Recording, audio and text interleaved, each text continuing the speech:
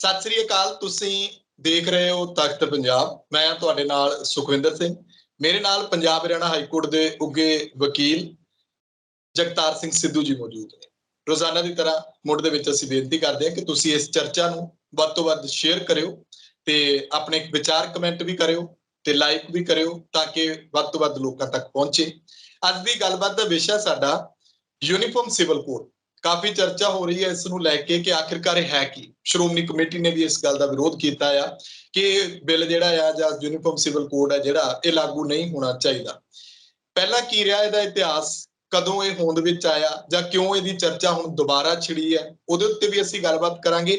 ਇਹਦੇ ਸਿਆਸੀ ਪ੍ਰਭਾਵ ਕੀ ਨੇ, ਉਹ ਬੇहद ਜ਼ਰੂਰੀ ਹੋ ਜਾਂਦਾ ਇਹਨਾਂ ਹਾਲਾਤਾਂ ਦੇ ਵਿੱਚ ਜਾਣਨਾ ਜਦੋਂ ਕੇਂਦਰੀ ਸੱਤਾ ਦੇ ਉੱਤੇ ਲਗਾਤਾਰ ਸਵਾਲ ਉੱਠਦੇ ਨੇ ਕਿ ਕਾਨੂੰਨ ਜਿਹੜੇ ਨੇ ਉਹ ਕਿਸ ਢੰਗ ਦੇ ਨਾਲ ਮੋਲਡ ਕਰ ਲਏ ਜਾਂਦੇ ਨੇ। ਜਿਵੇਂ ਕਹਿੰਦੇ ਕਿ ਉਹ ਮੋਮ ਦਾ ਨੱਕ ਹੁੰਦਾ ਆ ਕਿ ਉਹਨੂੰ ਕਿਸੇ ਵੀ ਢੰਗ ਨਾਲ ਮੋੜ ਲਿਆ ਜਾਂਦਾ। ਇਹ ਬੜੇ ਤਰ੍ਹਾਂ ਦੇ ਸਵਾਲ ਉੱਠਦੇ ਰਹਿੰਦੇ ਨੇ। ਪਿਛਲੇ ਸਮੇਂ ਜਿਵੇਂ ਖੇਤੀ ਕਾਨੂੰਨ ਆਏ ਸੀ ਉਹਨਾਂ ਨੂੰ ਲੈ ਕੇ ਵੀ ਬਹੁਤ ਤਰ੍ਹਾਂ ਦੇ ਸਵਾਲ ਉੱਠੇ, ਸਰਕਾਰ ਨੂੰ ਬੈਕਅਪ ਕਰਨਾ ਪਿਆ। ਹੁਣ ਵੀ ਇਸ ਕਾਨੂੰਨ 'ਚ ਖਾਸ ਗੱਲ ਇਹ ਆ ਕਿ ਘੱਟ ਗਿਣਤੀਆਂ ਨੂੰ ਇਸ ਦਾ ਡਰ ਸਤਾਉਂਦਾ ਆ। ਕਿਉਂ ਸਤਾਉਂਦਾ ਹੈ? ਕੀ ਵਾਕਈ ਇਹ ਘੱਟ ਗਿਣਤੀਆਂ ਦੇ ਵਿਰੋਧ ਵਿੱਚ ਹੈ ਜਾਂ ਬਹੁ ਗਿਣਤੀ ਨੂੰ ਖੁਸ਼ ਕਰਨ ਦੇ ਵਿੱਚ ਹੈ? ਇਹਦੀ ਅਸਲੀਅਤ ਕੀ ਹੈ ਉਹ ਜਾਣਨਾ ਸਾਡੇ ਤੇ ਤੁਹਾਡੇ ਲਈ ਬੇहद ਜ਼ਰੂਰੀ ਹੈ। ਸਵਾਗਤ ਹੈ ਤੁਹਾਡਾ ਜਗਤਾਰ ਸਿੰਘ ਜੀ। ਬਹੁਤ ਮਿਹਰਬਾਨੀ ਜੀ। ਧੰਨਵਾਦ। ਸ਼ੁਰੂਆਤ ਇੱਥੋਂ ਹੀ ਮੇਰੇ ਖਿਆਲ 'ਚ ਮੈਂ ਸਵਾਲ ਆਪਣਾ ਮੁਕੰਮਲ ਕਰ ਦਿੱਤਾ ਆ ਕਿ ਯੂਨੀਫਾਰਮ ਸਿਵਲ ਕੋਡ ਜਿਹੜਾ ਆ ਉਹ ਕੀ ਹੈ, ਉਹ ਕਿਸ ਤਰੀਕੇ ਦੇ ਨਾਲ ਉਹਨੂੰ ਜੇ ਸਿੱਧੇ ਸ਼ਬਦਾਂ ਦੇ ਵਿੱਚ ਸਮਝਣਾ ਹੋਵੇ ਇੱਕ ਕਾਨੂੰਨੀ ਉਹਦੇ ਦਾਅ ਪੇਚ ਜਾਂ ਉਸ ਹਿਸਾਬ ਦੇ ਨਾਲ। ਦੇਖੋ, ਯੂਨੀਫਾਰਮ ਸਿਵਲ ਕੋਡ ਜੋ ਹੈ ਉਹਦਾ ਜਿਹੜਾ ਸਾਦਾ ਜਿਹਾ ਮਤਲਬ ਇਹ ਹੈ ਕਿ ਜਿਹੜੇ ਸਾਡੇ ਨਿੱਜੀ ਜ਼ਿੰਦਗੀ ਦੇ ਕਾਨੂੰਨ ਨੇ, ਵਿਆਹ ਸ਼ਾਦੀ ਦਾ ਕਾਨੂੰਨ ਹੋ ਗਿਆ, ਤੁਹਾਡੀ ਜਿਹੜੀ ਵਿਰਾਸਤ ਹੈ, ਵਸੀਅਤ ਕਰਨੀ ਹੈ ਤੁਸੀਂ ਨੇ, ਉਸ ਤੋਂ ਬਾਅਦ ਜਿਹੜੀ ਜ਼ਮੀਨ ਜਾਇਦਾਦ ਬਾਪ ਦਾਦੇ ਤੋਂ ਅੱਗੇ ਬੱਚਿਆਂ 'ਚ ਕਿਸ ਤਰ੍ਹਾਂ ਜਾਣੀ ਹੈ, ਲਾਅ ਆਫ ਇਨਹੈਰੀਟੈਂਸ ਜਿਹਨੂੰ ਕਹਿੰਦੇ ਆ, ਤੇ ਜਾਂ ਫਿਰ ਜਦੋਂ ਕਿਸੇ ਦੀ ਮੌਤ ਹੋ ਜਾਂਦੀ ਹੈ ਉਸ ਤੋਂ ਬਾਅਦ ਉਹਦੇ ਵਾਰਸ ਕੌਣ ਕੌਣ ਹੋਣਗੇ, ਕੁੜੀਆਂ ਵਾਰਸ ਹੋਣਗੀਆਂ ਕਿ ਨਹੀਂ ਹੋਣਗੀਆਂ, ਸਿਰਫ ਮੁੰਡੇ ਹੀ ਵਾਰਸ ਹੋਣਗੇ ਜਾਂ ਪੋਤੇ ਪੋਤੀਆਂ ਵਾਰਸ ਹੋਣਗੇ। ਇਹ ਸਾਰਾ ਜਿਹਨੂੰ ਲਾਅ ਆਫ ਸਕਸੈਸ਼ਨ ਜਿਹਨੂੰ ਆਪਾਂ ਕਹਿੰਦੇ ਹਾਂ, ਇਹਨਾਂ ਜਿਹੜੇ ਵਿਸ਼ਿਆਂ ਨੂੰ ਜਿਹੜਾ ਕਾਨੂੰਨ ਪ੍ਰਭਾਵਿਤ ਕਰਦਾ ਹੈ ਉਹਨੂੰ ਅਸੀਂ ਪਰਸਨਲ ਲਾਅ, ਜਿਹੜਾ ਨਿੱਜੀ ਜਿਹੜਾ ਪਰਿਵਾਰਕ ਕਾਨੂੰਨ ਅਸੀਂ ਕਹਿੰਦੇ ਹਾਂ।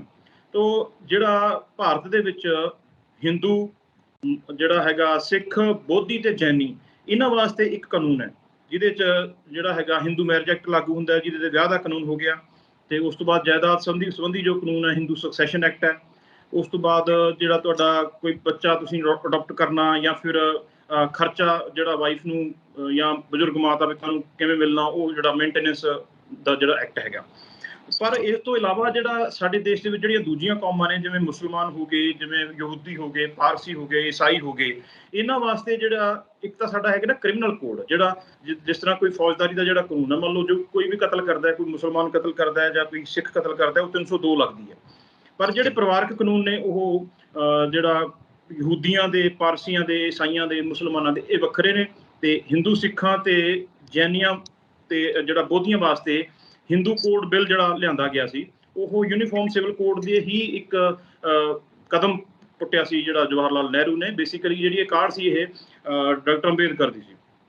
ਤੋ ਇਹ ਜਿਹੜਾ ਜਦੋਂ ਯੂਨੀਫਾਰਮ ਸਿਵਲ ਕੋਡ ਦੀ ਗੱਲ ਜਦੋਂ ਚੱਲੀ ਸੀ ਕਿ ਸੰਵਿਧਾਨ ਦੇ ਵਿੱਚ ਯੂਨੀਫਾਰਮ ਸਿਵਲ ਕੋਡ ਜਿਹੜਾ ਹੋਵੇ, ਉਹਦੇ ਤੇ ਬਹੁਤ ਸਾਰੇ ਮੈਂਬਰਾਂ ਨੇ ਉਹਦਾ ਜਿਹੜਾ ਵਿਰੋਧ ਕਰਤਾ ਸੀ। 5/4 ਦੇ ਨਾਲ ਜਿਹੜਾ ਬਿੱਲ ਜਿਹੜਾ ਸੀਗਾ ਉਹ ਫੇਲ ਹੋ ਗਿਆ ਸੀ। ਫਿਰ ਉਸ ਤੋਂ ਬਾਅਦ ਇਸ ਗੱਲ ਤੇ ਰਾਜੀ ਹੋ ਗਏ ਸੀ ਕਿ ਇਹਨੂੰ ਡਾਇਰੈਕਟਿਵ ਪ੍ਰਿੰਸੀਪਲ ਦੇ ਤੌਰ ਤੇ, ਯਾਨੀ ਕਿ ਜਿਹੜਾ ਰਾਜ ਦੇ ਨਿਰਦੇਸ਼ ਦੇ ਤੌਰ ਤੇ ਰੱਖਿਆ ਜਾ ਸਕਦਾ ਕਿ ਰਾਜ ਇਹ ਕੋਸ਼ਿਸ਼ ਕਰੂਗਾ ਕਿ ਯੂਨੀਫਾਰਮ ਸਿਵਲ ਕੋਡ ਲਿਆਂਦਾ ਜਾਵੇ, ਪਰ ਇਹ ਜ਼ਰੂਰੀ ਨਹੀਂ ਹੋਊਗਾ ਕਿ ਲਿਆਂਦਾ ਹੀ ਜਾਵੇ। ਇਹ ਮੌਕੇ ਦੀ ਸਰਕਾਰ ਤੇ ਨਿਰਭਰ ਕਰਦਾ ਹੈ ਕਿ ਉੱਥੋਂ ਜਿਹੜੇ ਲੋਕ ਉਸ ਟਾਈਮ ਲੋਕਾਂ ਦਾ ਜਿਹੜਾ ਕਿਸ ਤਰ੍ਹਾਂ ਦਾ ਤੁਸੀਂ ਮਾਨਸਿਕ ਜਿਹੜਾ ਵਿਕਾਸ ਹੋਇਆ ਜਾਂ ਜਿਸ ਤਰ੍ਹਾਂ ਦਾ ਮਾਹੌਲ ਦੇਸ਼ ਦੇ ਵਿੱਚ ਬਣਿਆ।